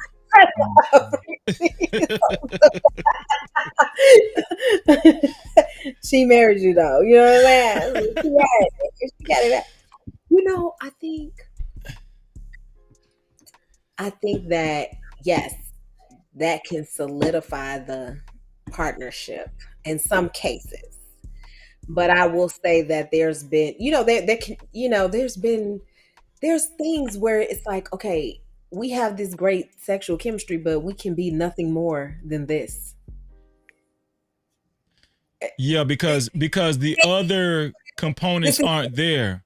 yeah, nothing else is there. I don't like you in any other way, but Yeah. this, whatever. Conversation ain't there. Yeah. So I'm not going to discount that happens for Yeah. sure. Hey, can I He might let be me dumb let as me a box of interject with rocks. something right quick. Go ahead. Let me interject with something right quick. A personal experience. Y'all, Okay. Freeze, what y'all think about this? Okay. I was hold on one sec. He got to let the kids out. They gonna come in. The Hey, coast so clear? check it. Okay, good. Okay. Yeah, No, I got, so check it. So I gotta check hear it. what you What, got to say. What you what gonna y'all say? think about what y'all think about a female Huh. that's I'm talking about that's not submissive, very combative, Okay. love to go back and forth, but in the bedroom is 100% submissive. Like just she released all control in the bedroom. Like that's the only time that she like is completely submissive. I was dealing with somebody like that before. And before I give my thoughts on it, what y'all think about that? Like It's a perfect example because it's like fantasy versus reality. It's like That's it's what a you were just speaking like on, right, Tawana? it's like Diddy, right? Like I like this idea of taking control of the women that I'm with, like and being able to direct them and have them do what I want them to do. But then also he made a comment or somebody made a comment that he was kind of like, I like to get men to do things for me that they wouldn't normally do. You know what I'm saying? Like I think it's a Yeah. power, it's like a control. So for her, she feels powerful being submissive. And because she's in her life, maybe she feels like she always has to be in control of her life. That's what I think. I think it's like for her in her regular life, in her everyday life, she always feels like she has to be in control, take over. And so, like, that's the one time when she can just let, the man she's with take control and take power. And it's like, Yeah. she doesn't feel as vulnerable in that situation when you take power. Yeah. But like to me, that's the most vulnerable situation. But for some women, that's not. Like, that's like, I don't care about this. Like, but I ain't gonna let him take control of my finances. You know what I'm saying? Like that makes them feel less powerful. But in the bedroom, oh, I can let him take complete control. So that's what I I think. think I think women like that, when you're not having sex, they have trust issues. You know, anything possible. You know, when you're not around them, you could be talking to somebody else. You could have got somebody's phone number. You could be having sex with somebody else. You know, who knows? Because they've had such a bad past. You know, when you're not having sex, you know, their mind is wandering, right? They got intrusive thoughts. Just bad experience with men. You know, a lot of baggage. You know, but when you're actually in the act of having sex with them, take me down, Freezy. I'm sorry. okay, no problem. When you're actually in the act of having sex with them, they they know you with them. They know you're with them. You can't do nothing else, and you know you have possessed her. Like she is the one that's in your arms, you know what I'm saying? So you can't be nowhere else because you right here with her. So she's going to so in that moment, she's going to harness that moment, and it gives her a sense of comfort because she know for a fact, because she's feeling you, she know for a fact that you're having sex with her. You know what I'm saying? That's the only time she know you ain't cheating on her. Damn, that was deep. Boy, you cooking. You cooking. Drop the bomb, bro. Drop the bomb. That's the only time she know. That's the only time she know you ain't cheating on her, dog. You feel what I'm saying? That was pretty good, Freeze. That was poetic. So guess what? She's like, that's her highest level of comfort with you.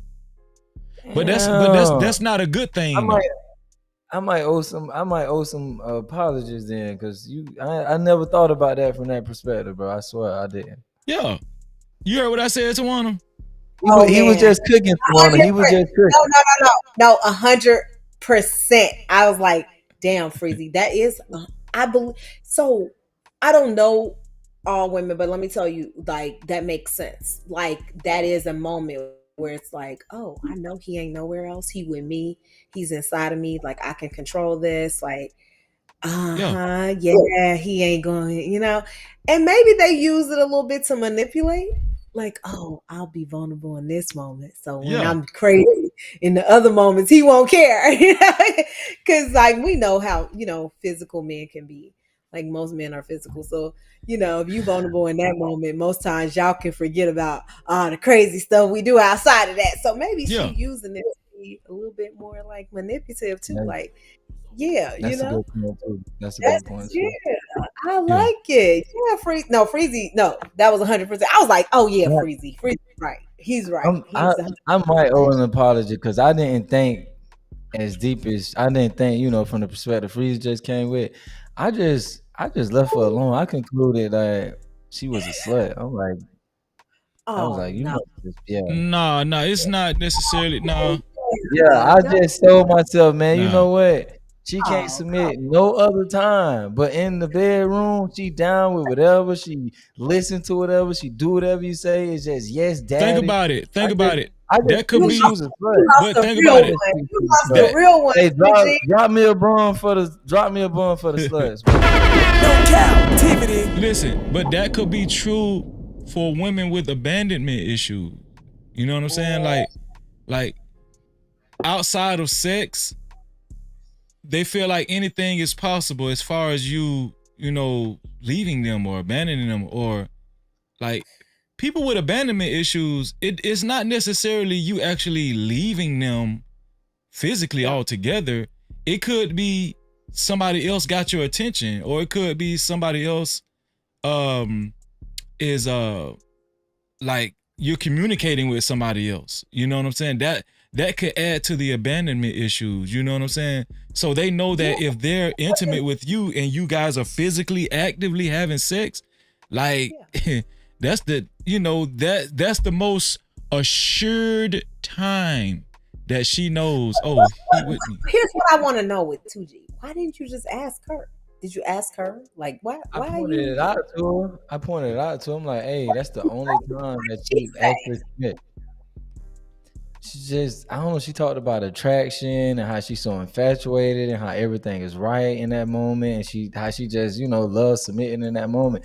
And I'm like, it was just such a like flip of the switch. It was just so Yeah, like yeah. different. And I was like, man, you know what?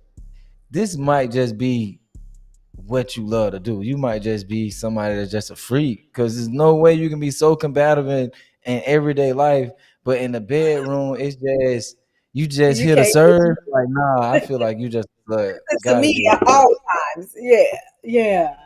Yeah, no. Yeah, I get what you're saying. I So think go ahead, I, sis. I think women like that could be dangerous too, because I feel like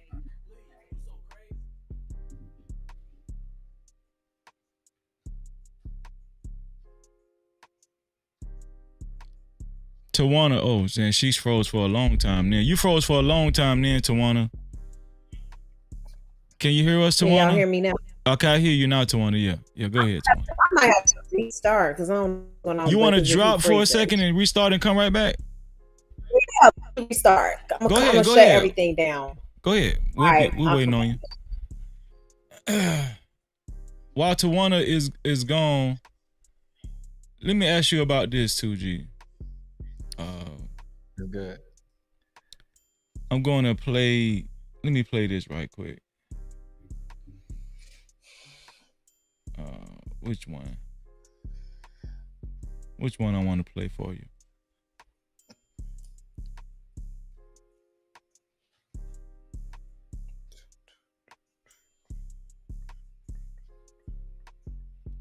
I'm trying to look up the right one. Do you remember the guy Salento? I'm not familiar with it. Okay, watch me whip. Watch me nay Okay. nay. Okay, You yeah. know, okay, let me show you. Do you know he just caught 30 years? Damn, definitely didn't know that. That's his name, Salento? I never knew that, bro. Salento is his name. He caught 30 years. He was sentenced to 30 years after pleading guilty, but mentally ill for the shooting death of his cousin. So he shot his cousin dead. Yeah, I think he's from what Florida is too. but where mentally ill come in from? Like, what's that about? I think he tried to plead insanity too. Is he has he lost it, or that's just him trying to get a lesser Well, sentence? right here it says his team says he's been battling mental health issues for years and is asking the public to pray for him. So that's what his team is saying. I don't know. But he caught 30 years. He's not from Florida. He's from DeKalb County. That's on Georgia. Yeah, that dude only 27. That's crazy. Oh, hold on. Is that the cousin that's 27? Okay, yeah, the cousin is 27. Oh, no. He's He 27. 27. Yeah, he's His 27. real Damn, name he is young Ricky as hell. Hawk. Damn, bro, I would have never guessed he was that young. Yeah. Yeah, he just caught 30 years, man. That's crazy, bro. 30 years, this dude. Bro. What'd you get? 57. Huh? He'll be 57 years old. That's crazy, bro. But what do you think about that though? Like, dude had a #1 hit. I think his song was like #1 in the country at one time. How you go from being #1 in the country to 30 years in prison? But I wonder what's up with his mental state for real. Like, I wonder that I think there might be some validity to that though. Yeah, his mental state. like, bro, because some of them guys be losing it for real. You remember the one cat, Houston? You remember the dude named Houston? I think he had poked his own eyeball out one time. Why did he do that? He had he had like a #1 track before too. Yeah, Houston. But he I remember that guy. He started losing it. Like if he can do that to himself, I'm pretty sure he could have harmed somebody else. So he should have like I feel like some of these people like their mental state should be taken in consideration. Well, guess what? This brings me to this. So we talked about watch me whip, watch me nay. That guy caught 30 years. You just brought up Houston, right? Yeah. He killed his cousin, right? Yeah, he killed his cousin. Yeah. So what do y'all say about this? Right after we touch on this, we're gonna go to the ice raids real quick. Let me see. To my Silento. Yeah, Silento. Yeah. You know his name? I never knew his name. That's my he said in the beginning of his song. It's only because I thought that was the producer. I thought he was shouting out the producer. I never knew that was him.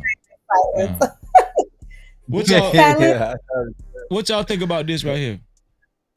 Hold on. Tattoo artist. I got a question.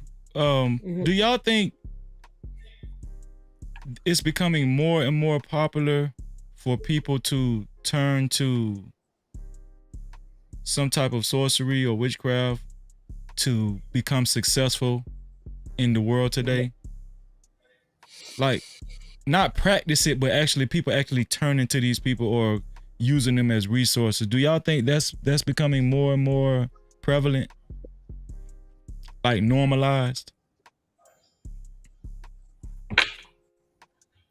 Want to go to G?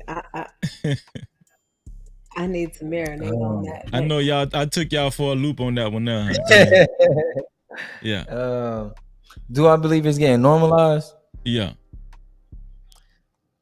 I don't know if that like that aspect, like you say, like people just flat out getting involved in witchcraft or proclaiming that they believe in witchcraft. I don't know how popularized that's becoming, but I do know more people getting into like all this spirituality stuff, like the praying to their ancestors and all that type of stuff. I know people don't consider that witchcraft, but me personally, I don't believe in praying to your ancestors and all that. I think that's just entertaining. I feel like that's entertaining, like evil spirits posing as something else. I do see a lot of people getting into that, like praying to their ancestors and EFI and all that type of stuff. Like I see that's getting like very popular, especially in the black community.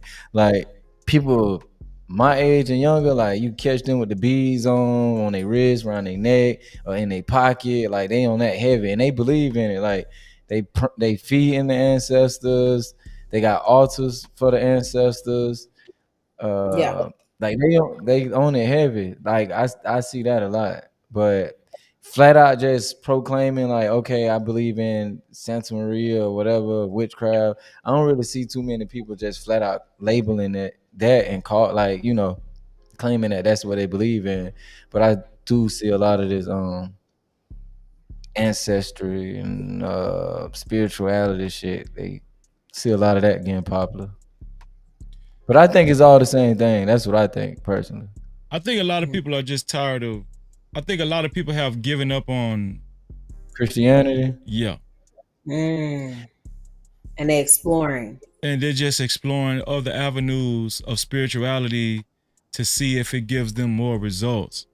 People are looking. The sad part about that, bro, like it's power in Christianity. It's just the fact that we get this watered down bullshit version, like that, you know, like I could see people feeling like, man, I've been praying to Jesus, I've been praying to God, and nothing is moving in my favor. I'm not seeing any works being done. But I feel like it's because they ain't getting it how it's supposed to be given. So I can see them feeling like this ain't it, but I feel like they just ain't been given the Bible in its right, you know, perspective of how it was meant for us to receive it. So they ain't seeing anything happen. They ain't seeing, like they say faith move mountains, but these people haven't seen it happen, so they feeling like, man, on to something else. And I don't know how. I never dealt in any of that stuff, but from what I hear, voodoo, witchcraft, whatever, is like more instant gratification. Like you see it. Well, so maybe I mean, like think about it though. I'm gonna let Tawana go in 1 second. Shout out to Cassandra B, the neighborhood sweetheart. Shout out to you, sis, and shout out to Roy Sim. Shout out to Roy Sim in the building too.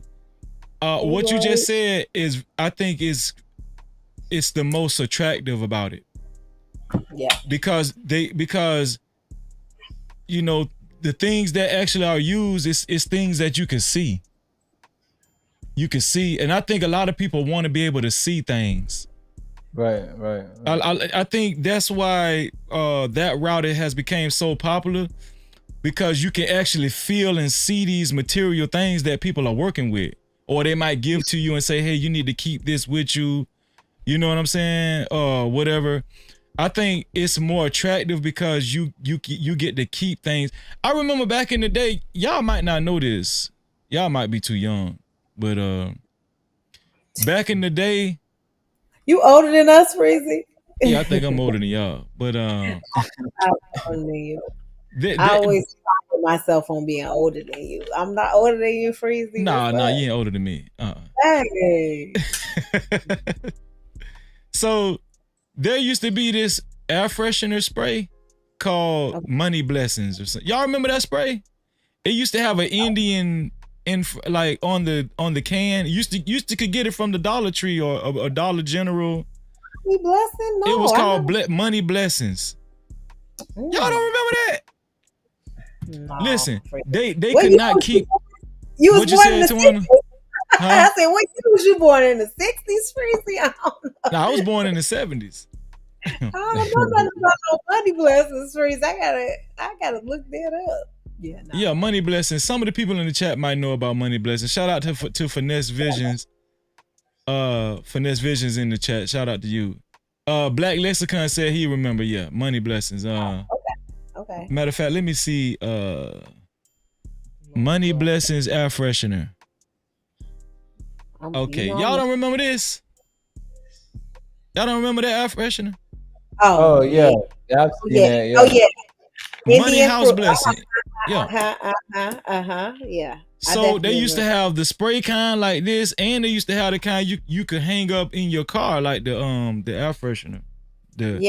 Whatever. Yeah. But the reason why that air freshener used to fly off the shelves is because people actually believed that if you spray that in your car or in your home, it will bring you money, a lot of money. Mm-hmm. So if you look on the can, it has like an Indian logo on it or something, like with feathers and stuff. And so I just think that in some form or fashion, every family in America, I might get some pushback for this. Every family has participated in some type of enchantment, even without knowing it. Even without knowing it. So I think the reason why it has become more popular is because people really, in this day and age, people really want to be successful. People really want clout. People really want attention. People really want to be validated, and they want to be the most important person in the room. Usually, religions like Christianity or Islam, it teaches you to accept humility more and just kind of like not want a lot of attention and fame and stuff, right? So I think those religions aren't really attractive or appealing when it comes to people actually wanting success especially in the westernized world, well, all across the globe, right? What do you think about that, Tawana? What do you think about that, Tawana? Oh, go ahead, 2G. Go ahead, 2G. I was gonna piggyback off what you said about everybody participate in some form of like witchcraft or whatever. I feel like the horoscope shit, how everybody big on horoscopes. I know that's something God frowned upon, but most people think it, the horoscope it's thing just regular. is something. It's in the newspaper, like it's regular. Right. Yeah, but that's a big no-no. Like God definitely ain't rocking with that. But most people, you ask them what their sign is, they gonna tell you like I'm an Aries, I'm I'm a Pisces, but actually God don't want you But like most people indulging don't. in that. Most people don't look at it like that though. Most people look Right. at it like it's something. It's regular, you know. Well, what's your sign? Oh, that mean this and that mean that. Oh, I can't date you because such and such. You know. You're Yeah. reading Right. somebody's sign. It's like reading tarot cards or something like that. You know. Yeah, you say I'm a Christian, but at the same time saying I'm an Aries. Like they don't even understand you can't be both. You can't be an Aries and a Christian. Like Jesus wouldn't approve of that. What do you think about it, Tawana? Tawana don't even want to talk about this. She want to go to the next subject. I mean, whatever you devote your energy to, you give power to. You know what I mean? And so if you are if you heavily believe in horoscopes and black magic and voodoo and things like that, I mean, those things will ring true in your life. And I think it can hurt you and it can harm you because you devote time to it. Mm-hmm. I think that if you are heavily engulfed in Christianity and those beliefs and those things, that is the only thing that I think that there's things that protect you from those other things, you know. Yeah. And I do that if you, I think so for me it's what you devote your time into. Do I think that people who are famous are heavily invested in the quick fix, or they feel Mm-hmm. that something is easily attained, like, oh, let me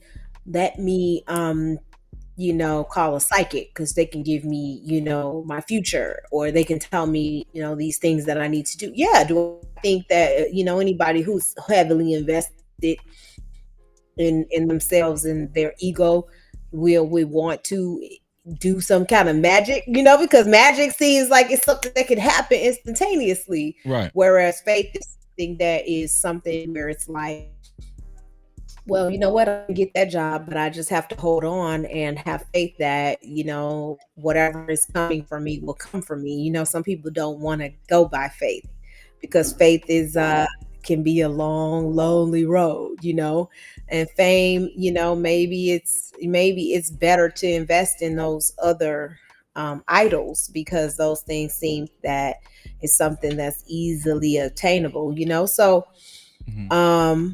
yeah, I do think whatever you devote your time into. Do I believe in voodoo and black magic and these things? Yeah, because I think that anything you invest energy and time into can materialize into something very real. You done cast a Do spell or two? do I think it can cast a spell over me? I said no. I said, No. have you cast a spell or two? I was just messing with you though. Oh no, you know what? I don't have that power. You know what I'm saying? You know what I'm saying? 'Cause listen, I'd have shut some people down real quick. You Have know you what I'm made that saying? spaghetti? I'll speak it 3 times over their life. That's what they say. You got to say it 3 times. But no, Candyman, Candyman. Oh, man, right? I yeah. would say it. No, I think yeah. I think people can really. I think you can, if you invest in it. If you go to the cemetery, if you have enough faith to go to the cemetery to pull up those spirits, to really invest in that, I think it can really um invest. I think it can take over. I think evil spirits can happen, because you remember there's people who are Christian who have been possessed by evil spirits, where there's been exorcisms, there's been things that's Mm-hmm. happened, to say, hey, these spirits have taken over people's lives. So do I think that people have invested in evilness and not really unknowingly, because it is very easy to fall in a trap of Yeah. Hey, it's not like they come and be like, oh, I'm a devil. Like Yeah. they come very friendly, very loving. They give you the flip sides of being in this, just kind of how, what was that show with Keanu Reeves? What, no, Keanu, what, that actor. It was a Which show, jump? Devil's Advocate. Was it Devil's Devil's advocate. Advocate? Yeah. oh, You devil remember advocate was good. how they was kind of showing him both sides? They was like, Yeah. look, you got your wife over here. His wife was going crazy, by the way, Yeah. because he was being taken over by these evil spirits. And then they was showing him oh, we can have threesomes over here. You could be with these beautiful women. Your wife, she gained weight. She done had a It's baby. more attractive. Yeah. It's more attractive. Hey, So like it's not like they come to you in a, oh, I'm trying to take over your life and be evil. No, they Right. come to you in a very humble hey, learn about this. Learn about this. Put this in your life. Put this in your spirit. Put this in your family's life. Put this curse. Believe in it. Give me some power. Give me some Hmm. energy in your life, and I will completely take over it. You Yeah. know, Yeah. whatever you give energy to. So if you want to give all your energy to God and who you believe to be God and who you believe to be, over everything, then that's what's going to take over your life. If you believe in the voodoo and hoodoo and spirits, and it's going to take over your life. So I think that whatever you choose to put your energy into, I think a lot of yes. people think God be moving too slow. how Yeah. He much too of it is slow. just mental though, bro? Like Tawana said, if you got enough faith to go out into the cemetery and dig somebody up and pull up their bones, how much of it is these people already desperate for success and already at Yeah. that point of I'll do anything for it? Just Hmm. is it a chance maybe that's why they made it and they think almost like what if the voodoo or whatever just serve as like a placebo? Like what if that ain't really the case? Maybe if you that desperate, then you already in a state of desperation to where you'll do anything to make it, which pretty much Yeah. what it takes to make it, being willing to do whatever. So who's to say that this stuff really even work though?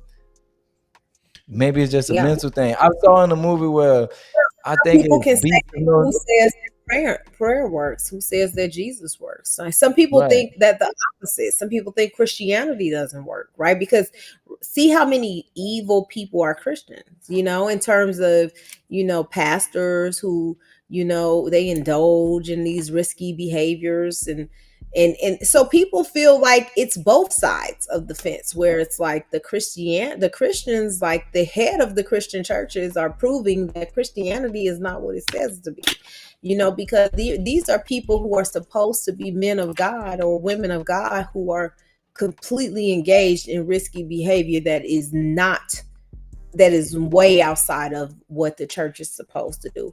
And then there's people who engage in this behavior and they get results from it, right? Whether it's evil entities or it is heavenly entities, because we all have faith that what we believe in is the true and one way to believe, but obviously there's all these different ways to think. So how do we know that what you say or what that one person say is the true way? Y'all ever seen Beast of No Nation, the movie Beast of No Nation? Nah. What is that? I haven't seen I I think you haven't seen have it. Freeze it. Idris, the Beast of No Nation, Oh when yeah, he in yeah, yeah, Africa, yeah, yeah, he yeah. I like a have seen warlord. it. Yeah, yeah, I You seen remember it. he put like the powder all over the kids and he prayed over them before they Yeah, went out to war. yeah. Mm-mm. It was kind of like a mental thing. He made them feel as that if they were invincible, so they went out like the Right. best soldiers you can have. Like they felt like, oh, we covered, we can do whatever, we can't be killed, we can't be hurt, and they went out on the battlefield like fearless. But it was pretty much all in their head, which made them perform even better though. So who's to say that witchcraft or whatever ain't the same thing? Like it's just a mental state, like it's all in your mind. Because they were like they went out ruthless. They weren't afraid. Anytime you hesitate or you afraid while you doing something, you ain't gonna do it as good. But if you feel like, man, I'm good, like you probably gonna do a great job at it. So Can I say who's to this? say that ain't Me, the case? I don't know if y'all noticed this in y'all personal lives with people, Yeah. but it's like in my personal life, when especially like with church people that I know, a lot of church people I know, that and enchantments is intertwined. They use both. They go to church Yeah. on Sunday, and they might go see somebody that if they get in trouble or something, they might go to use alternatives to figure out this or figure out that. Uh, Yeah. when the money blessing spray was big, man, it was nothing but church people buying that stuff. I'm telling you. And so Yeah. I think all of it is meshed together, especially in the westernized world. I think Christianity and enchantment it go like I think both people intertwine both or mix both in their personal lives or their practices or whatnot. That's what I think. Yeah. Bro, it's crazy. But music is nothing more than an enchantment. That shit crazy, bro. Like music, that's just like enchantment. Like the hook, that's just an enchantment. It's just saying the same shit over and over, drilling in your mind. It does, because my kids, they listen to this song called "Are You Listening?" Right? And every time I want them to listen, I'll be like, "Are you listening?" Because listening is, and they know what the song says, right? They're like 2 and 3, They'll be like, "Mom, listening's important," and they know what to say next. And then I'm like, and I'm repeating what the song is saying, and it's making them think about how to listen properly. You know what I'm saying? So they're telling me like, "Oh yeah, okay, Mom, I have to keep my mouth closed and my ears open if I want to listen," like that, and I mean, obviously that's not negative to me because I'd be like, anything to get these girls to listen, because they're babies. But I think, to your point, whatever you're listening to could also materialize into your actions and how you behave or how you treat women or how you treat men or how you behave in life, so it is enchantment, like you guys were saying. So I want to cover this. I want to cover this real quick. I want to cover the immigration and the protest real quick because I don't want to keep you guys too long. I think I've kept you guys too long already so far. But I'm gonna play a couple of videos, and then we can just speak on it real quick. So this guy right here, let me see. This guy right here, this is Alex Padilla. He's a California senator.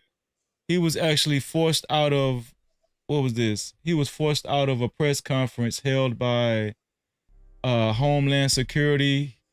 He wanted to demand some answers to some questions he had, and they removed him out of that room where Homeland Security was actually holding a press conference.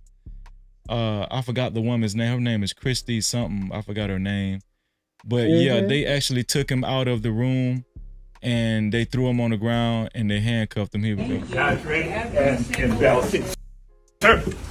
So this is involving the LA protest. Hands up.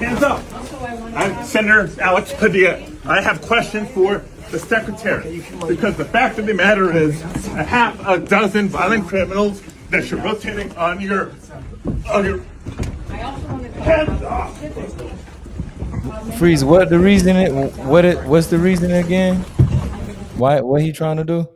So he claims that he's been trying to reach Homeland Security as far as to get questions about what's going on with these LA protests and how Donald Trump how they've been implementing the military forces and stuff, because they feel like it's unnecessary. So he's been trying to get answers from Homeland Security. So he showed up at this press conference thinking that he could interrupt the press conference and ask these questions, because he was interrupting the press conference, right? Yeah. So they kind of. Where's he at, Freezy? Is he in LA? Yeah, he's in LA. So they got him up out of there before he could actually ask his questions clearly. They got him up out of there real fast, and they threw him on the ground. As we're going to see now, they end up handcuffing him. But I think they only detained him. When they got outside, they let him go. If you let my hands go, I stand behind my back. All right, cool. One hand, lay flat, lay flat. Other hand, sir. Other hand.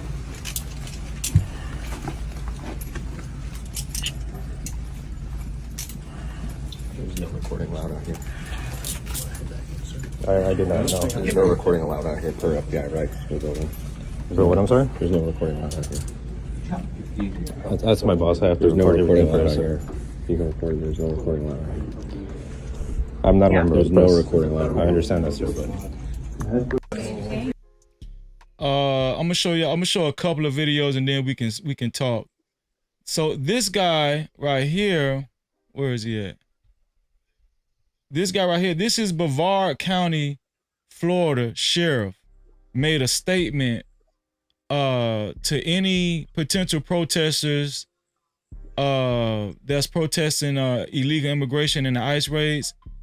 He has something to say to anybody that comes to Florida or any Floridians that participate in these type of protests. If you resist lawful orders, you're going to jail. Let me be very clear about that. If you block an intersection or a roadway in Brevard County, you are going to jail. If you flee arrest, you're going to go to jail tired because we are going to run you down and put you in jail. If you try to mob rule a car in Brevard County, gathering around it, refusing to let the driver leave, in our county, you're most likely going to get run over and dragged across the street.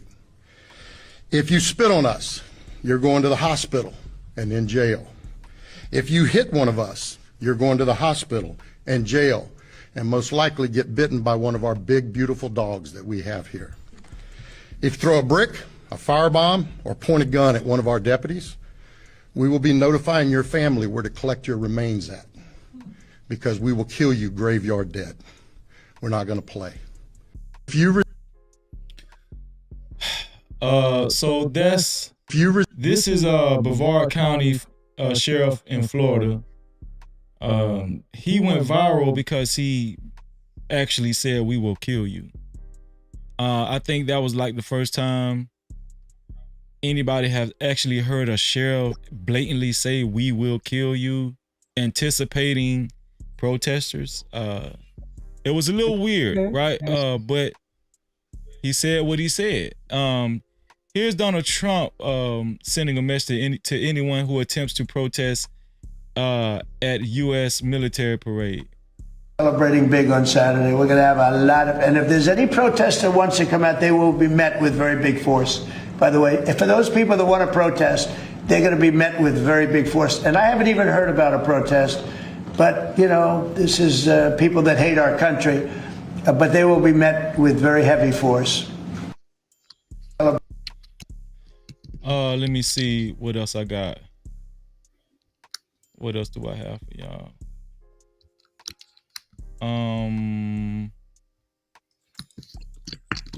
Is that it?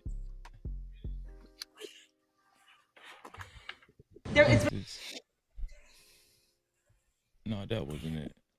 Okay, I think that was it. And let me see. Oh, I don't know why this white guy went viral, but I think he thinks he's black, but let's just see what he had to say. My black brothers and sisters out there that are the ones that are posting all this, oh, we just gonna mind our business. And I saw somebody earlier making t-shirts of like a group of like 6 black people, black men and women, sitting on a bench texting on phones while the country is burning up behind them. Let me explain something to you guys. Let me explain something to you. When they get done with the brown people, they'll be coming after you. And if you don't think that's true, you got another motherfucking thing coming. This is bigger than you, okay? Because let me explain another thing to you. You sit back and watch millions of brown people be kidnapped and removed from this country. When they do come after you, there's going to be nobody left to stand up for you. And when they're coming after you, how are you going to feel when people are sitting on the sideline like, oh, we just going to mind our business? Fuck all this other dumb shit. Man, no. It's not the time for that. Power to the people. It's time to come together. All right. He black. Okay. I got one more video. Here we go. So this is a Trump supporting business owner becomes emotional after hearing a third of his employees were deported despite having their correct paperwork. It's financially as well as emotionally. It takes a toll. Vincent, you voted for Donald Trump? Yes, I did. He thought the Trump administration was going to focus solely on deporting criminals. It seems immigration officials, he says, are just trying to meet quotas now. 6 Nicaraguan men who on May 27th were detained along US 1 in Sugarloaf Key on their way to a job.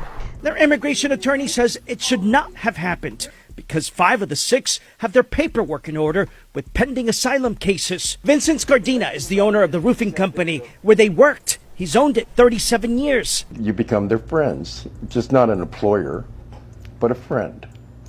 And you see what happens to their family. It's quite a shock. Given his support for the president, we asked what he would tell the commander-in-chief if he had a chance. What happened here? This situation is just totally, just blatantly not at all what they said it was. It's financially as well as emotionally. It takes a toll. Vincent, you voted for Donald Trump? So, yeah, there's a lot centered around ICE raids, deportation. I'm gonna be honest with y'all. Before Trump got elected, when he was preaching about this, and even after he got elected, I didn't think it was gonna I didn't think it was gonna blow up this big. I'm telling you, I didn't think so. I forgot to show y'all this right here. Not only is it going down in California, but it seems as though these protests are taking place in other areas. This is Georgia. Stop. This is Brookhaven, Georgia. Stop. Over there. Hammer again. Holy shit.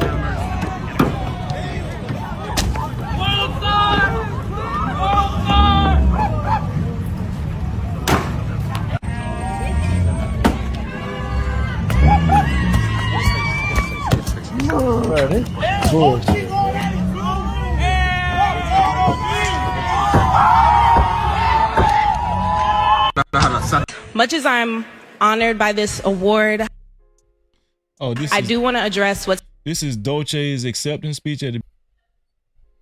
Why she say Democratic, right? Well, she's just speaking for Black and Latino. She said Democratic, right? Like everybody got that right. Why she made it is exclusive. I think so. Yeah. So ever since what is today? Today is Friday. Since last Friday, the LA, I think that's when the LA riots first took off. Not the riots, but protests. And it kind of just spread. It went from LA to Compton to, I forgot the other city in LA. I think it starts with a P or something. I forgot what it's called. But anyway, so after a couple of days, Donald Trump felt like it's getting out of hand, and he felt the need to employ military forces, the National Guard, and I think they also sent out 700 Marines. I want to talk, first off, I don't know, because I'm going to be honest with y'all. I just recently did my research when it comes to the LA protests, and I've been speaking on immigration, but I didn't understand why people was reporting on this. I just felt like, okay, it was a bunch of disgruntled immigrants that they didn't like these deportation laws, and a few people that there were people that got deported unjustly. Yeah. Why do y'all think people are so up in arms with this recent deportation laws just going on? What do y'all? Any one of y'all could go. Well, I think people don't realize that martial law is in effect, right? Because when the president of the United States enacts the National Guard or U.S. Army to take over, that means that city, that state, whatever, has essentially lost control of their civilians, and he is enacting the National Guard and or military forces to take over. And when that happens, they can essentially take away your rights, right? You don't have a right to speech. You don't have a right to protest. So people don't understand, like when the military comes in and take over, those rights that we have under the Constitution goes away. And so that's what's happening with martial law. And so people need to research what martial law is all about, because that's essentially what is happening in these states. But I think why people are so up in arms is because, like, when there's one disenfranchised group that pretty much gets taken advantage of, people see that that is going to spread to all groups of people who are pretty much disenfranchised. Like, people feel like, okay, Black people, we next, right? Like, because that's a group of vulnerable population. That's a minority group of people who are essentially being targeted. But what people don't understand is that Trump was very clear about targeting that group of people in his plan. And this, this is exactly what he said he was going to do. And so, for a large percentage of the population to be Latino who voted for him, is very disturbing, because it heavily affects them. Like, if he said he was going to kill all Black people, would we have voted for him in mass? You know what I'm saying? Like, it's just, if he said, "Oh, I'm gonna send all you Black mother suckers to Africa," like, Black people wouldn't have voted for him in masses. So the fact that that population voted for him in mass, like, if you look at the demographics of how many people voted for him, it's very disturbing. And so now they're actually shocked at how deep this could go. But he was very clear that he was going to deport anybody who really didn't have paperwork to be legally here in the US. Even if your paperwork is pending, even if your paperwork was like in the process, like he said. What's the problem with that? Yeah, but I'm just saying that they're mad because he's doing exactly what he said he was going to do to them. And you're saying, why would you vote for a man that's saying he was going to do that? Yeah, in masses, like overwhelmingly. Because because they here legally. Maybe they voted because they here legally, so they voted for that. That's not something they should have to worry about. That now is starting to affect their family members and other people in their. They voted for that knowing it would affect their family members. Like, I'm here legally, so I'm with that. I think everybody who voted for him knew what they was voting for. And if you here illegally, you should be sent back to where you came from. Like, that's how it go. None of us on this panel can go to somebody else's country and set up shop illegally. So what's the problem? I don't get it. Well, I think what's been going on with these ICE raids, it's almost been like the Wild Wild West. It's been kind of cowboyish. They've been apprehending people. How else you gonna detain them? You gonna say, hey, we need everybody that's illegal to report to this building at 8:00 so we can deport y'all. How else how else is gonna happen? They've been making a lot of mistakes. They're not just deporting illegal immigrants. They're actually deporting people who are in the process of their paperwork being approved. Yeah, it's been a shit show. Who have legal documentation to be here, who have work visas. I don't believe that. I don't believe that. I think that's cap. I think that's just. I think that's just the left pushing that shit. Like, if you here and you got paper, so that means they can just haul everybody out. They can just haul everybody where they want. That's not going on. People that's here illegally being sent back to their country. Well, what about this guy? What about this guy? He's a business owner. I don't know that nigga. That shit, bro. Pay actor. Bro, that nigga pay actor, bro. No, we can't do that. We can't. Not SC. Come on. If he got his paperwork and he showed his paperwork and he right here right now, he'll be back in his country where he's supposed to be. So who is saying nah? Who's saying no? We don't want to hear that. Who is telling him no? We don't want to hear that. Stay where you at. We talking about him. But right he's now. a business. He's a Trump supporter. He wasn't deported. He's breaking down. He's getting emotional because a third of his employees have been deported. He said that they actually had correct paperwork, but they were still deported. That's what he's saying. Man, that man lying. That nigga lying. Show us the paperwork. Show the Fuji, paperwork and they'll be here. They were going in school. This is propaganda. You heard how that girl was on that well, actually it says detained, not deported. So he said a third was detained by ICE. Yeah. Yeah, they detain you. Niggas ain't them niggas that bro. They all feeding into this propaganda. Them niggas ain't detained. They ain't deporting nobody that got their paperwork. Cause how you get selected as the person with paperwork that's still gonna get deported? Like, why did they choose to see your paperwork? They did deport somebody with paperwork, though. I don't, man. Hey, if you can deport 1 million people and one of them had paperwork and they get brought back over here, hey, bad luck. But hell, you bad. We can do that. Trump did bring him back, but they are making mistakes. They're just moving so fast. I'm saying that them niggas look like.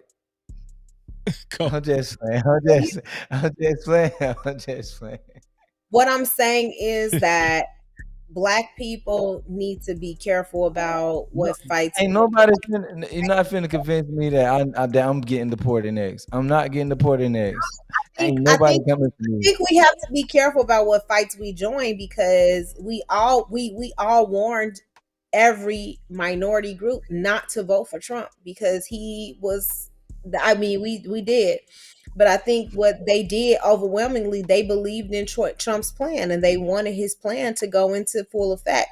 And so here is the results of that. And I think that they're going to have to sit with it and deal with the impact of what they did, because most people are just fine with that. I feel like the people that voted for him are just fine with what's going on. This is what they voted for. Like, why everybody speaking on why they speaking on the Latin people that voted for Trump? Why they speaking on his behalf?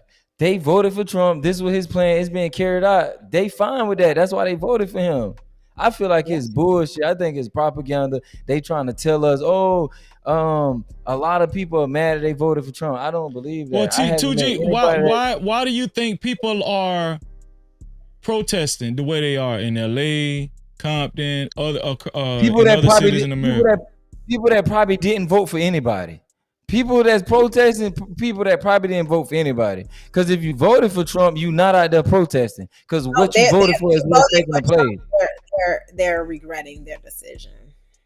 I don't believe that. People that voted for people that didn't vote, those the people that's out there standing on cars, busting windows because they didn't vote for anybody. I'm not gonna say those people here illegal, but they probably got cousins and uncles that's here illegal and they outraged about they people getting deported. Okay, you just mad that like some of your loved ones getting deported, but that's just what it is. That's the law.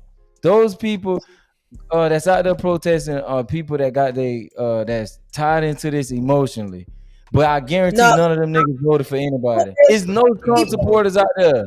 Nobody that voted for Trump is out there. People really feel like Trump told them one thing and then now he's implementing a totally different thing. What is the totally different thing that he implemented? What is the totally different thing? What is it? Now it's not about just whether you are legally here or not. It's about the fact that he is deporting anyone who do not have paperwork right now, and he's making it impossible to legally come into the state.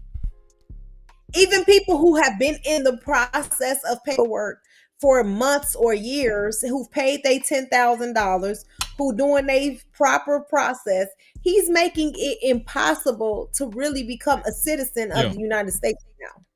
So it is things that has changed people. He has completely changed up like what people thought Trump was going to do. He's doing a totally different thing. So no, you can't just be like, oh, people voted for him. They knew what he was going to. No, it's possible that people really didn't know that Trump was going to be this crazy. Should we have sympathy for them? No, because they voted for him. No, I don't feel like Black people should be involved at all because I feel like this has nothing to do with us. But I do think that Look at this guy. Look at this guy in the middle of the street right here. I want to say this is in LA. Oh, yeah. They beat him down. Look, they took the horse. Watch this. One guy takes his horse. and just tramples over him right here. And then the other guy hit him with a stick on the head. It's not funny, but them horses will kill you. Them horses will kill you. Hey, bro, on what's happening to him that's like disgusting. But never on one of their shows would they be highlighting one of us getting our ass whooped. So that's their business, bro. They people need to worry about that. Because if I was getting my ass whooped, I guarantee I wouldn't make it as a topic on one of their shows. It'd just be another nigga getting his ass beat, and they couldn't care any less. Not saying away from I the think police that's absolutely officers. wrong, though. Do not listen to what the people are saying. LA is not a fucking war zone right now. I am in the heart of the protest right now, and things have been so peaceful ever since we moved away from the police officers.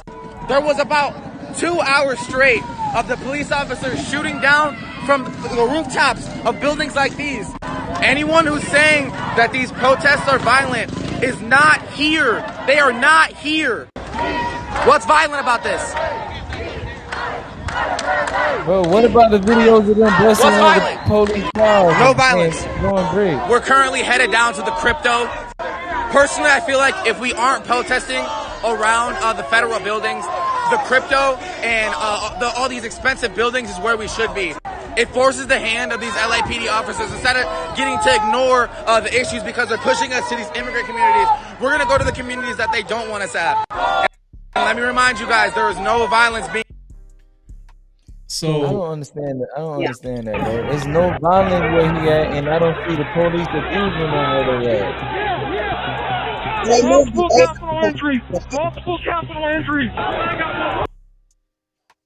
I don't know. They like said in some footages, there's violence. Some footage is violence. Some footage is not. It's like they're just marching. Bro, the videos where it's where it's no fighting, where it's no police and civilian combat, I think it's because it's peaceful protest. Anywhere you see people getting their ass beat, I feel like it's because it's people acting up. Why the officers ain't came down there where he was just walking at and wrecked shop? Bro, it's videos of them busting, throwing bricks at the officer cars and all that, setting shit on fire. Like, it's not everywhere. Ain't everybody not doing it peacefully, bro? Like Chicago, clearly. in Chicago, protests and stuff here in Chicago, and it's it's been. Bro, and if we was doing shit like this right here, bro, man, bro, I'm talking about there'll be a lot of dead people. Bro, and they'll be talking, bro. When have black people ever acted like this? If we acted like this, bro, like the whole world would be coming down on us right now, bashing us. I agree. Also proves their point, right? Because Trump is saying that these are illegal, that these are dangerous, violent people who are here, right? So they're kind of proving Trump's point, like, they're gonna act. Yeah, they're like. So I feel like there's other ways to fight, but people feel like protests are so effective, and they get, they make a big statement, they make a bold statement. I think people are tired of going through the legal channels, and people are just like, we're just going to be dramatic and do these things. So I don't know which one is more effective. I just know that people feel that protests get more results or get further in the process than anything else. What's crazy is, like, when black people were protesting, it's because like actual injustice, like we actually being done wrong, and people come down on us no matter how we choose to protest. This protest, this is actually based off like illegal versus legal, but just because the fire been turned up on them just a little bit, look how they act. So like they get a little taste of our medicine, and they act 10 times worse than us. It kind of does give you a sense of entitlement. Like, no, we're not black. Why are you doing this to us? Why are we so docile? Like, why don't we turn the fuck up when they do injustice to us? They joke and say they had to evict us from the plantation. We wouldn't leave. Like, it seems like we won't leave captivity. We won't fight against injustice. But look captivity. What other groups of people do when people come against them? They tear up this damn city. And I think there is some, of course, there is some caste system here, and there is some favoritism here, right, based on color and proximity to whiteness. But also, we should stir up this entire community. Like, I think that a lot of Black people, especially doing those protests, in COVID, they weren't even letting us in their communities to destroy them. They letting these folks run around and go through downtown and Bro, destroy all kinds of cities. bro, They wouldn't even let black folks come near those cities, even if we were peaceful. So it's just a difference in the way they approach us. Yeah. yeah. Mhm. Do you know how many Black people getting criticized for not voicing their opinion and standing up on their behalf in this fight? That's crazy. Like, the fact that, like, if you just on the sideline, it's people telling Black people like, "Oh, y'all need to get involved. Y'all need to stand He up." black right there. Look. There go a black person. I'm gonna point him out. Look at him. He right there. Do you see they collecting rocks, big ass boulders off the ground to They throw? collecting boulders. They collecting boulders to do what? To throw him at the police officers. To commit crime with. Yeah, to be violent. Mm-hmm.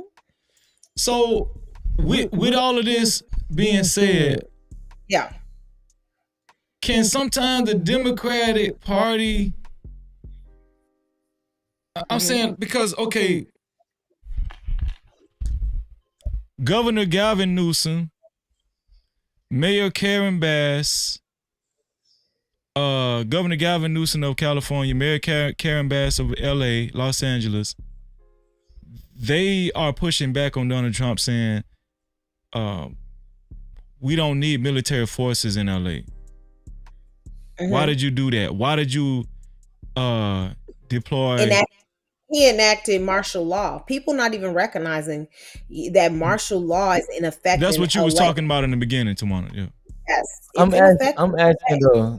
Yeah. But it don't look like the military need to get involved. I'm not saying they should, but I'm saying based off this, does this look like something like our local police department should be taken care of? Because it do look like it's getting out of hand. Mm-hmm. I think that when you see people actually collecting boulders, and then these people are not police, it's not like they have some type of order or structure to their protest.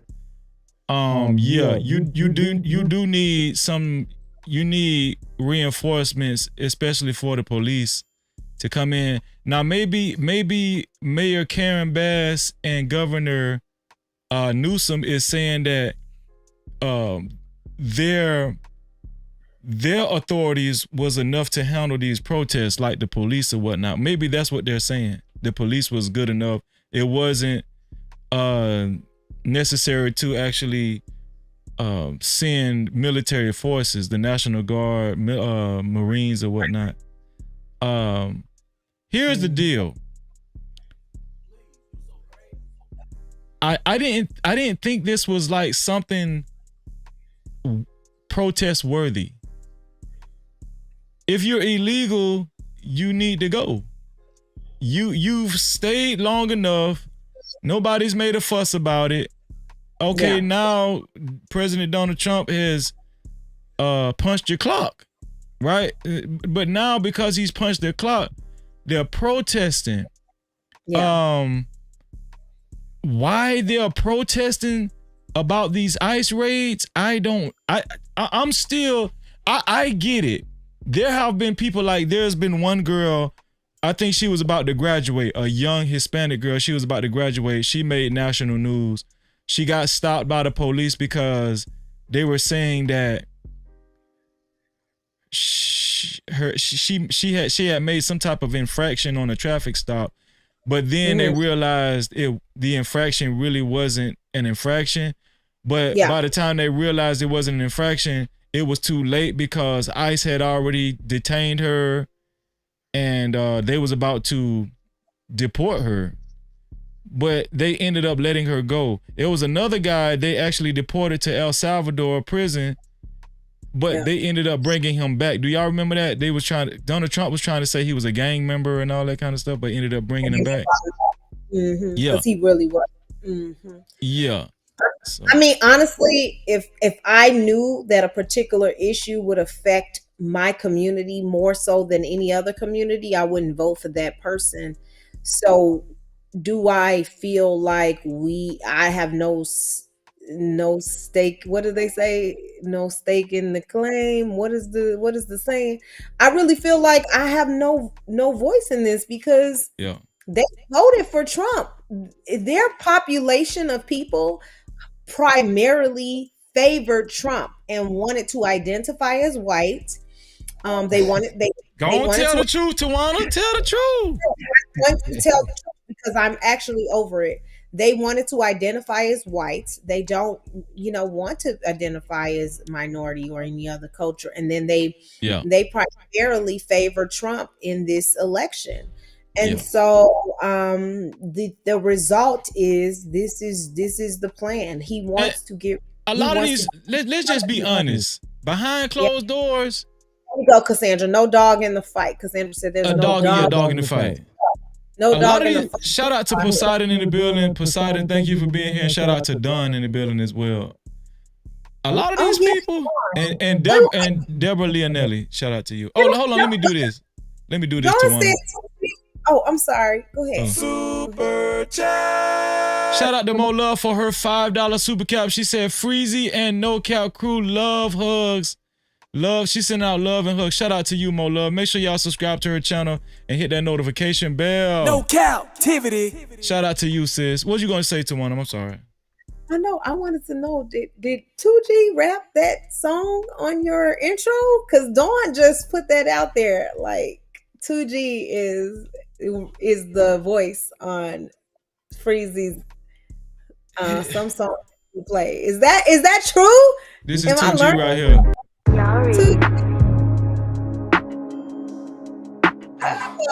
JV for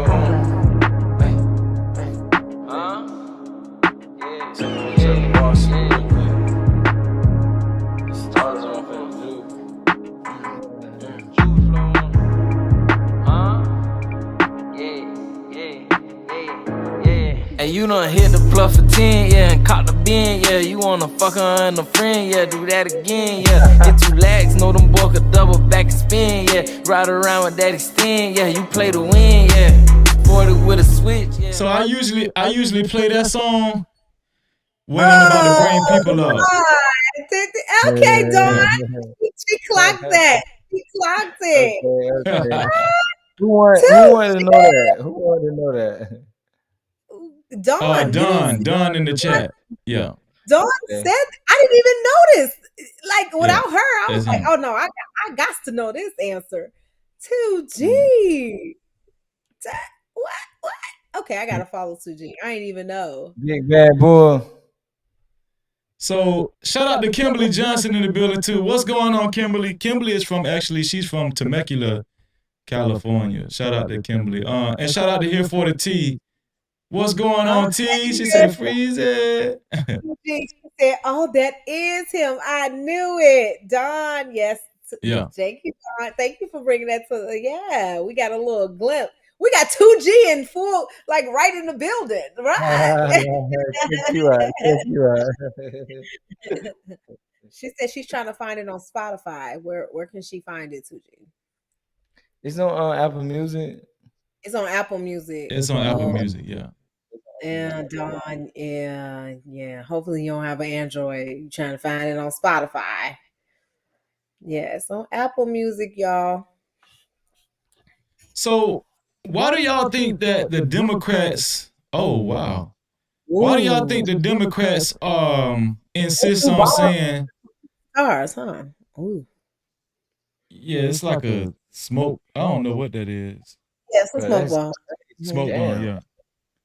Why do y'all think the Democrats insist on saying, hey, Donald Trump is out of bounds for, utilizing military forces? These protests have been peaceful for the most part. Why do y'all think that a lot of the Democratic officials and stuff that's been speaking out about this have been adamant about painting a picture that these protests have been peaceful.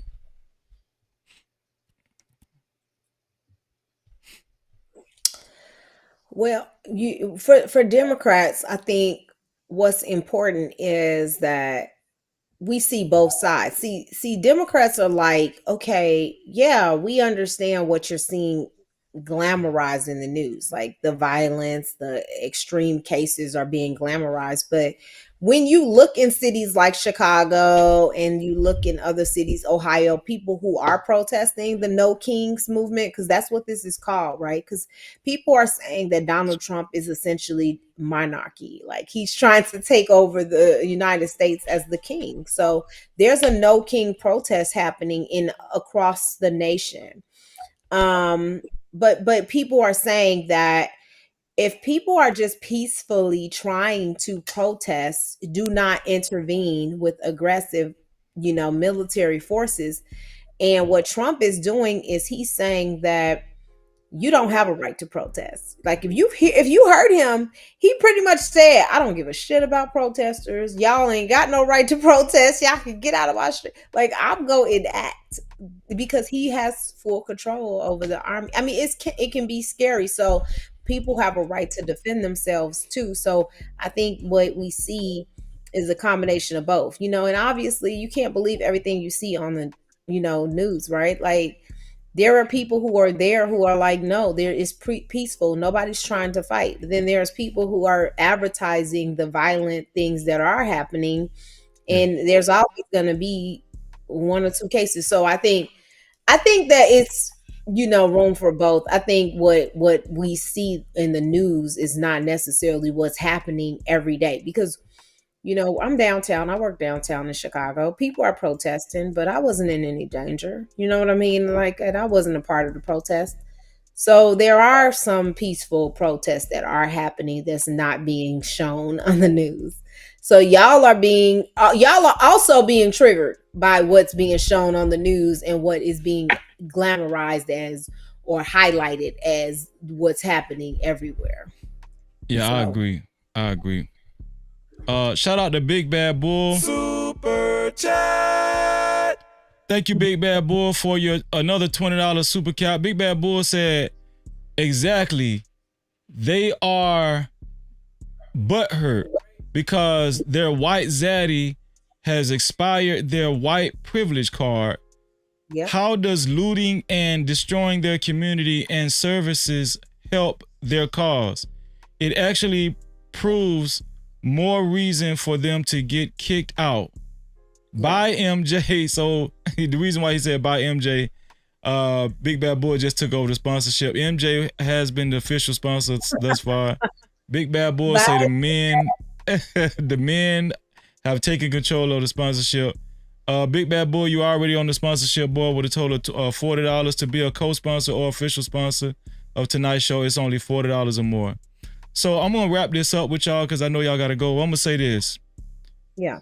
For a long time, people have been putting stereotypes out there, even black conservatives as well, that black people, the only people that actually be tearing up shit and act disorderly during protests are black people. Well, as we see right here, it's not us.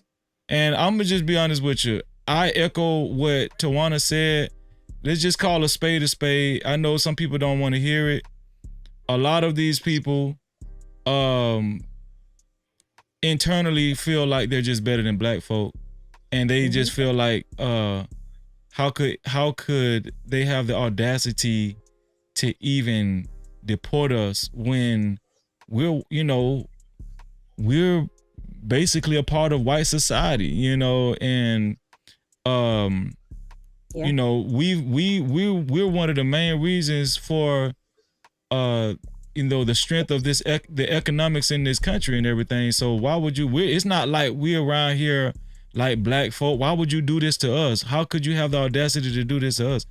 And so the hypocrisy is, I've seen I've seen immigrants or people of the Hispanic persuasion take to interviews and say and criticize black folk for not actually coming in droves, assisting them and supporting them in these protests or whatnot. We've been getting heavily criticized. Black folk has from Hispanics, right? And I think black folk are doing the right thing by taking a back seat for the most part when it comes to these protests. Because one thing I will say about this is that the reason why the most important thing to me on why black folks should take a back seat is so the whole spotlight and microscope can be on the behavior of these people, right?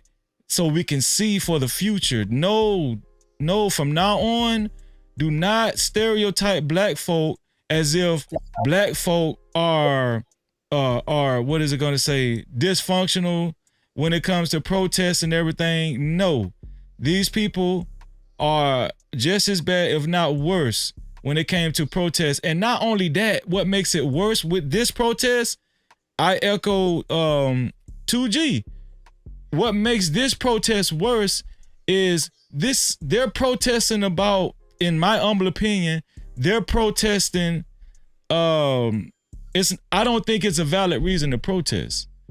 I don't think Donald Trump was out of bounds for implementing new laws, stronger deportation laws. I don't think he was out of bounds for that. You know what I'm saying? Like, I'm a taxpaying citizen.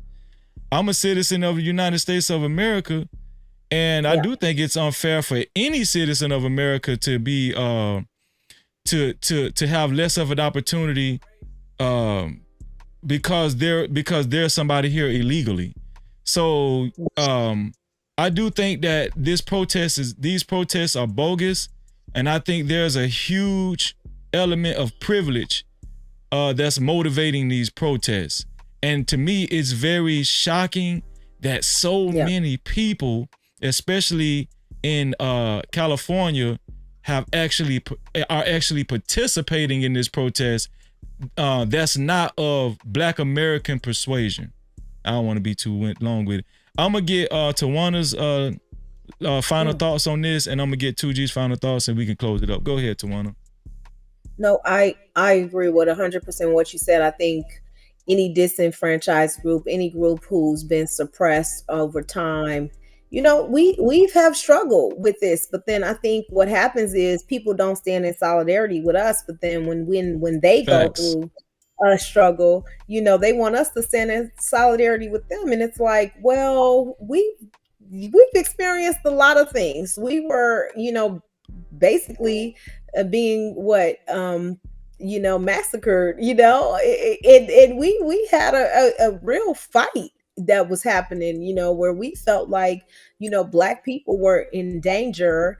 And there was a genocide against us, essentially. And I think people really didn't take it seriously with us. And then now that they're legally being deported out of the country, they want us to join this fight to say, well, hey, we have to be here.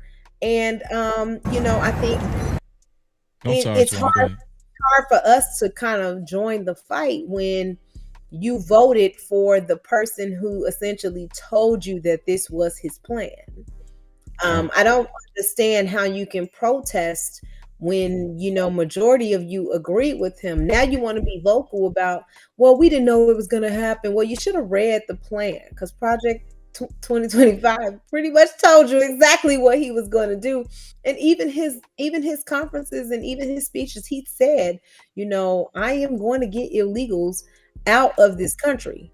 And he is not playing with them. So I think, I agree with everything that you're saying in terms of like, this is really just not our fight.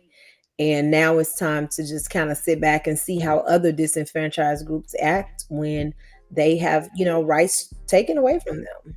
It's not just us, right? That's acting that riots when we got a problem. They not tearing up their communities though. They're tearing up, communities. That's why military forces are being enacted, because they're not gonna let you tear up their communities. They'll let you tear up your own, but they ain't gonna let you tear up too much of theirs. So Trump gonna he gonna put an end to that real quick. Yeah. And I have read that they have bust out windows of storefronts as well. Yep. As we can see, they're damaging property when it comes to cars and even people just riding by. People that ain't bothering them, they throwing rocks in people's windows. Yep. I think it's, and I do think it's very dangerous for Democrats to actually keep pushing this notion that it's peaceful. You got to tell the truth. It's not all peaceful, right? No, Governor it's not. Gavin Newsom is pushing back because he's saying that Donald Trump did not inform him that he was issuing military forces in his city. He said that he was on the phone with Donald Trump and Donald Trump had ample time to actually let him know what he was planning on doing, but he said Donald Trump never once mentioned what he was planning on doing as far as implementing military forces in LA. And that this is why he's speaking out against Trump, and this is why Karen Bass is speaking out against Trump. But on Trump's side, Trump said he didn't have to tell them. This was a what is it called?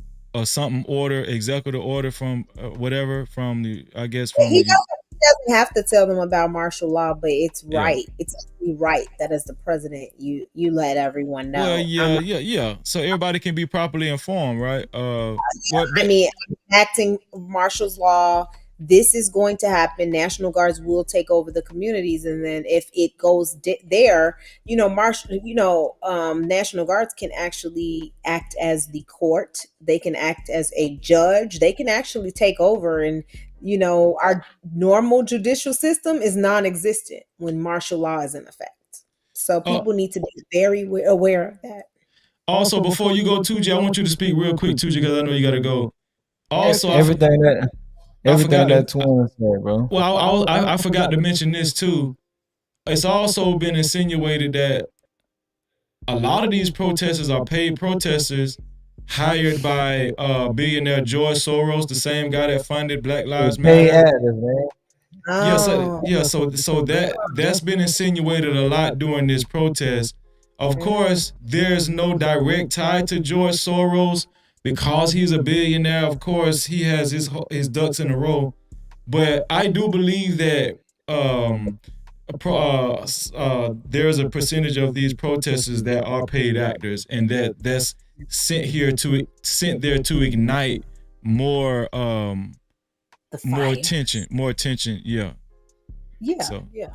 Make a movie. Yeah, exactly. And also it's been said that bricks have actually been dropped off for people to grab and collect, and Oh my goodness. Well, you got to make a show, it's like reality TV where they say, they act like everything is real, but then really they bring in the side chick into the scene, which normally you would never see the side chick in real life, you got to do a little something to dramatize it. I'm not gonna put it past America. I believe that there's some people out there with cameras, so they can make a documentary later in life and make money on it. Yeah. When Trump was here, they gonna call it something. They gonna make $1 million off of it. Shout out to FBA in the building as well. What's your final thought on this, 2G? Everything that Tawana said, I agree with everything she said. And like you said, we have the right to sit it out. Like all the criticism we getting for like standing on the sideline, we fight enough. We fight for everybody, and nobody stand with us when we going through it. So Black people shouldn't feel bad for sitting on the sideline. But if you wanna, engage, great. Like that's good too. But if not, you entitled to just watch. That's your Cap-tivity. Shout out to 2G and my sister Tawana. I'm gonna let y'all go because I done kept y'all long enough. It's been a great show per usual. And Tawana, next week you're off, right? Just next week. Then I'll be back the week after. Okay. So y'all heard it. Y'all heard it. Go ahead, Tawana. You gonna say something? I'll be in Florida. Hopefully it's no. Oh, really? There's nothing going on in Florida when I go down there, but I'll be in Florida. Yeah, I'm in Orlando. Oh, really? Oh, Yeah, man. it's crazy. I'll hit you up. But yeah, hopefully everything's peaceful down there when I go down there. But yeah. Yeah. I haven't heard of a lot of protests going on in Florida. Okay, good. Yeah. I'll be there. Yep, with the girls. And that's ironic because Florida is full of immigrants. So I don't know. Exactly. That's why I was like, we'll see. That's the plan. And then I'll be back Freezy after that, next week. So okay, well, I'm gonna see y'all off. I'm not gonna hold y'all. I'm gonna close out the show, and I'll see y'all in a couple of weeks. All right. All right. Take love, care. bro. All right, love for sure. Let's get it. No Cap-tivity. Shout out to Tawana and 2G. Stellar performance as usual, man. Shout out to my brother and sister. I love them. And let me tell y'all something. Friday night show is going to continue to grow. I appreciate everybody that was in the audience. Thank y'all for attending the show. It's been a great show, man. Let me see. Shout out to everybody that actually contributed to tonight's show too. Thank you. Let's see. Let's go ahead and give the benediction real quick. What is that? Oh, this is what I want to tell y'all. That's what I want to tell y'all. Make sure y'all check out the video we just dropped last night too. Make sure y'all check out that video we just dropped last night too, involving this video right here. Involving Antonio Brown. Make sure y'all go to the video section. And if you haven't checked out this video, check out this video involving Antonio Brown. All right, breaking news, Antonio Brown.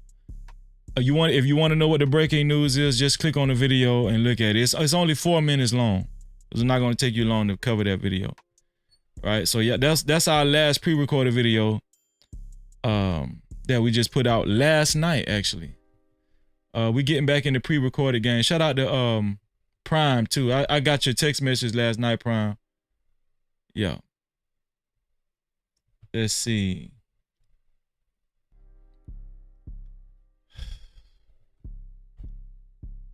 Let's see what we're gonna say.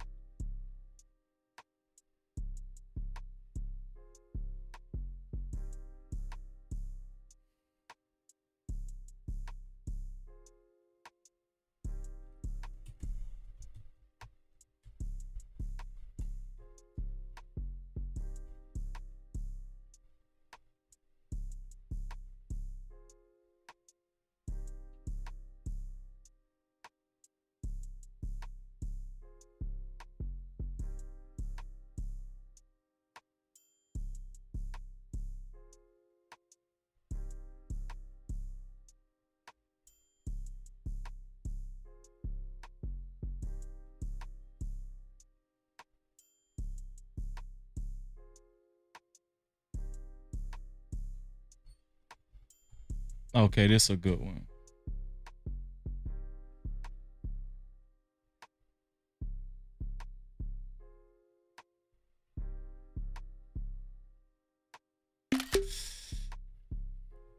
So this is the benediction tonight. Shout out to my mom. This was her favorite. This was one of my mom's favorite. I think it was my grandma's favorite. One of my grandma's favorite too, and my wife's. I think. Yeah.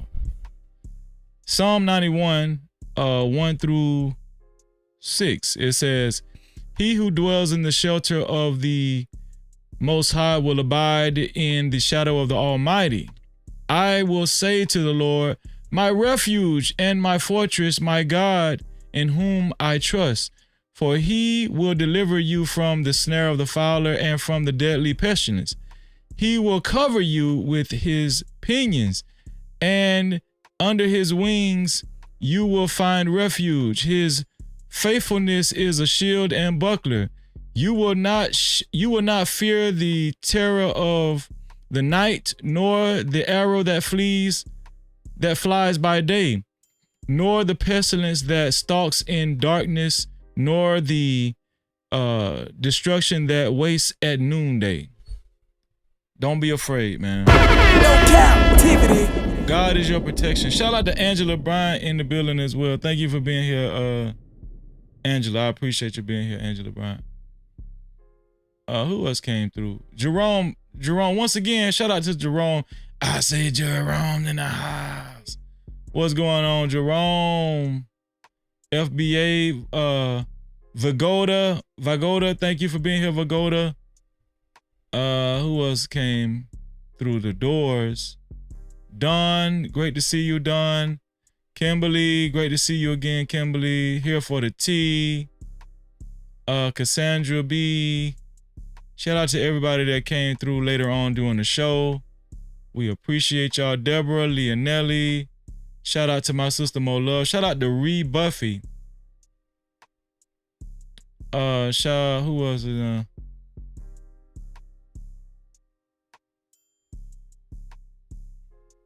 Who else is in the building? Who came a little later on during the show?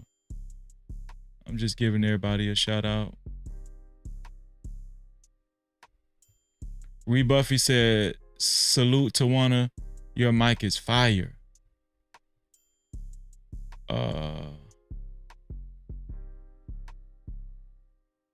Shout out to Link. Link was in the building.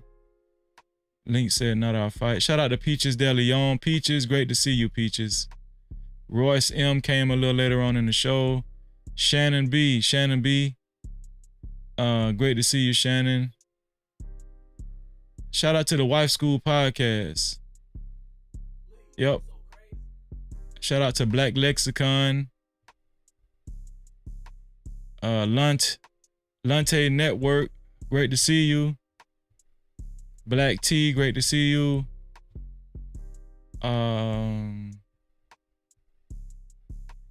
Studio Mansion, great to see you, Studio Mansion.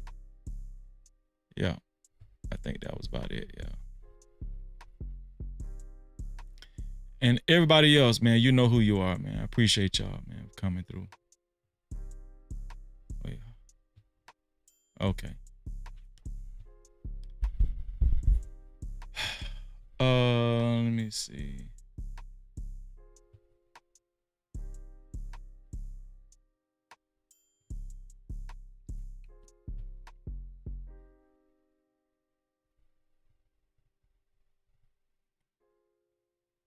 Let's see. Once again, shout out to our sister Mo Love for her $5 super cap. Thank you, sis. No captivity. Shout out to the initial sponsor of tonight's show. Well, the initial sponsors was Big Bad Bull and Joseph A. Gomez. Joseph A. Gomez was one of our initial sponsors. Shout out to Joseph A. Gomez, man. No captivity. Thank you, Joseph, for your $20 super cap. I appreciate you. One of our official sponsors was Conversations with MJ. Make sure, like I said, make sure you guys go and subscribe to Conversations with MJ's channel and hit that notification bell. Great content creator. She was an official sponsor of tonight's show with a total of $30, man. Shout out to my sister, Conversations with MJ. Thank you, sis. And make sure y'all subscribe. Once again, I want to remind y'all, make sure y'all subscribe to Mo Love's channel and hit that notification bell as well. And this guy you better subscribe to and hit the notification bell. Big Bad Bull with two $20 contributions. No captivity. Big Bad Bull is the official sponsor of tonight's show once again. Right? Once again, the ladies almost pulled it off. MJ had the crown for a long time. Big Bad Bull sent not only one $20, but two $20 super caps, which makes him the official sponsor of tonight's show with a total of $40. Shout out to our brother, Big Bad Bull. Make sure y'all get up out y'all seat. And let's celebrate our brother like no one else does, like no one else can, like only we do. like only we can. Shout out to Big Bad Bull. Thank you, Big Bad Bull. We love you. We appreciate you. And we celebrate you. Let's get it.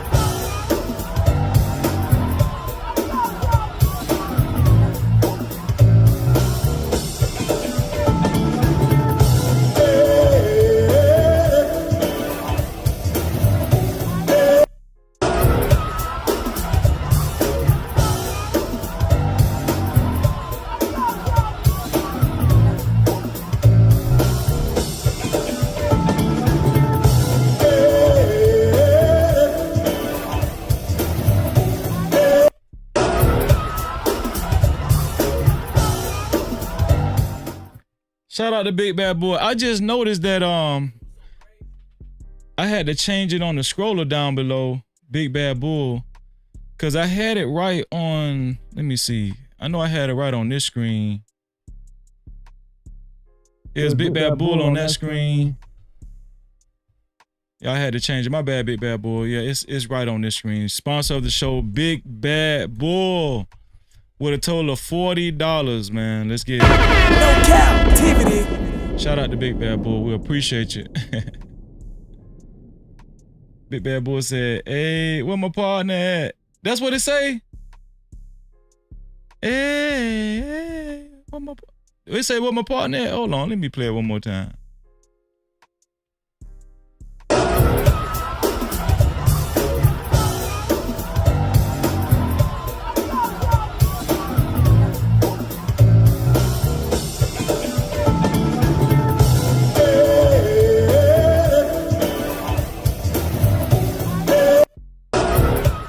Where you get where my partner at, Big Bad Bull? Now I want to know. He say, nah, I just added that piece. Hey, where my partner at? Oh, okay, gotcha, I got you. You say he just added that right there. Shout out to Mo Love, always celebrating, man. Helping us celebrate in the chat. Cassandra said, I think Bull just asking. Okay. Yo, we are ending the show a little early tonight. Shout out to the 72 people that hit the like button. I appreciate y'all. Thank you. I wish you $4 million in your life. Shout out to everybody that actually shared tonight's live stream and became a part of the No Cap campaign. I wish all of y'all $11 million in your life. No Cap-tivity. Yep, non-stop. We about to get up out of here. Once again, shout out to the sponsor of tonight's show, Big Bad Bull, with a total of $40. If you guys need any graphic design work, make sure y'all hit up Prime Your Logo. I'm about to play his commercial now. If you guys need any graphic design work, logos, artwork, any kind of digital artwork, hit up Prime Your Brand or Prime Your Logo. That's our brother Prime in the chat. And all of the information is on the commercial that I'm about to play. This weekend, we back at it again. Y'all already know what time it is. Scream Yard Saturday. Scream Yard! Back at it again. We rule the weekend. Y'all already know what time it is. I love y'all. Shout out to the 73rd person that hit the like button. Thank you. I wish you $4 million in your life. I love y'all. We about to get up out of here, and y'all know what I always say. To free yourself, you must heal yourself. And until the next time, we out of here. Oh yeah, and Ree Buffy said Happy Father's Day to all the fathers. Yeah. So we represent all the fathers. We representing the fathers all weekend long. Happy Father's Day to y'all, man. Happy Father's Day to all the fathers in the building, man. I appreciate y'all. We appreciate y'all. If nobody else tell you, we love y'all. Thank y'all. Let's get it. Hey, bro, I appreciate you, man. Listen, man, go sub to my boy, man. Listen, man, go sub to my boy, No Cap-tivity, man. He's a good dude, man. Hey, bro, I appreciate you, man. Listen, man, Go sub to my boy, man. Listen, man. Go sub to my boy, No Captivity, man. He's a good dude, man. Hey, bro, I appreciate you, man. Listen, man. Go sub to my boy, man. Listen, man. Go sub to my boy, No Captivity, man. He's a good dude.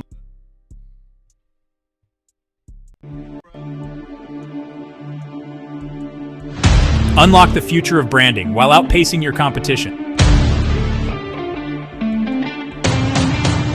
Dive into the digital realm, transforming raw footage into video epics. Our editors redefine storytelling. At Prime Your Logos, where pixels become portals. Prime Your Logos. Unleash the unseen. Your brand amplified. Visit us at Prime Your Logos on Instagram. Or call 704-792-6345. That's 704-792-6345. Prime your brand. Prime your logos, where artistry transcends reality.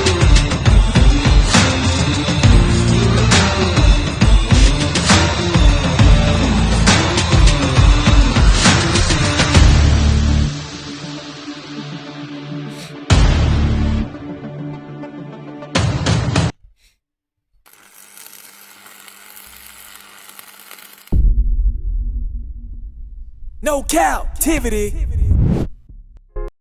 Freezy.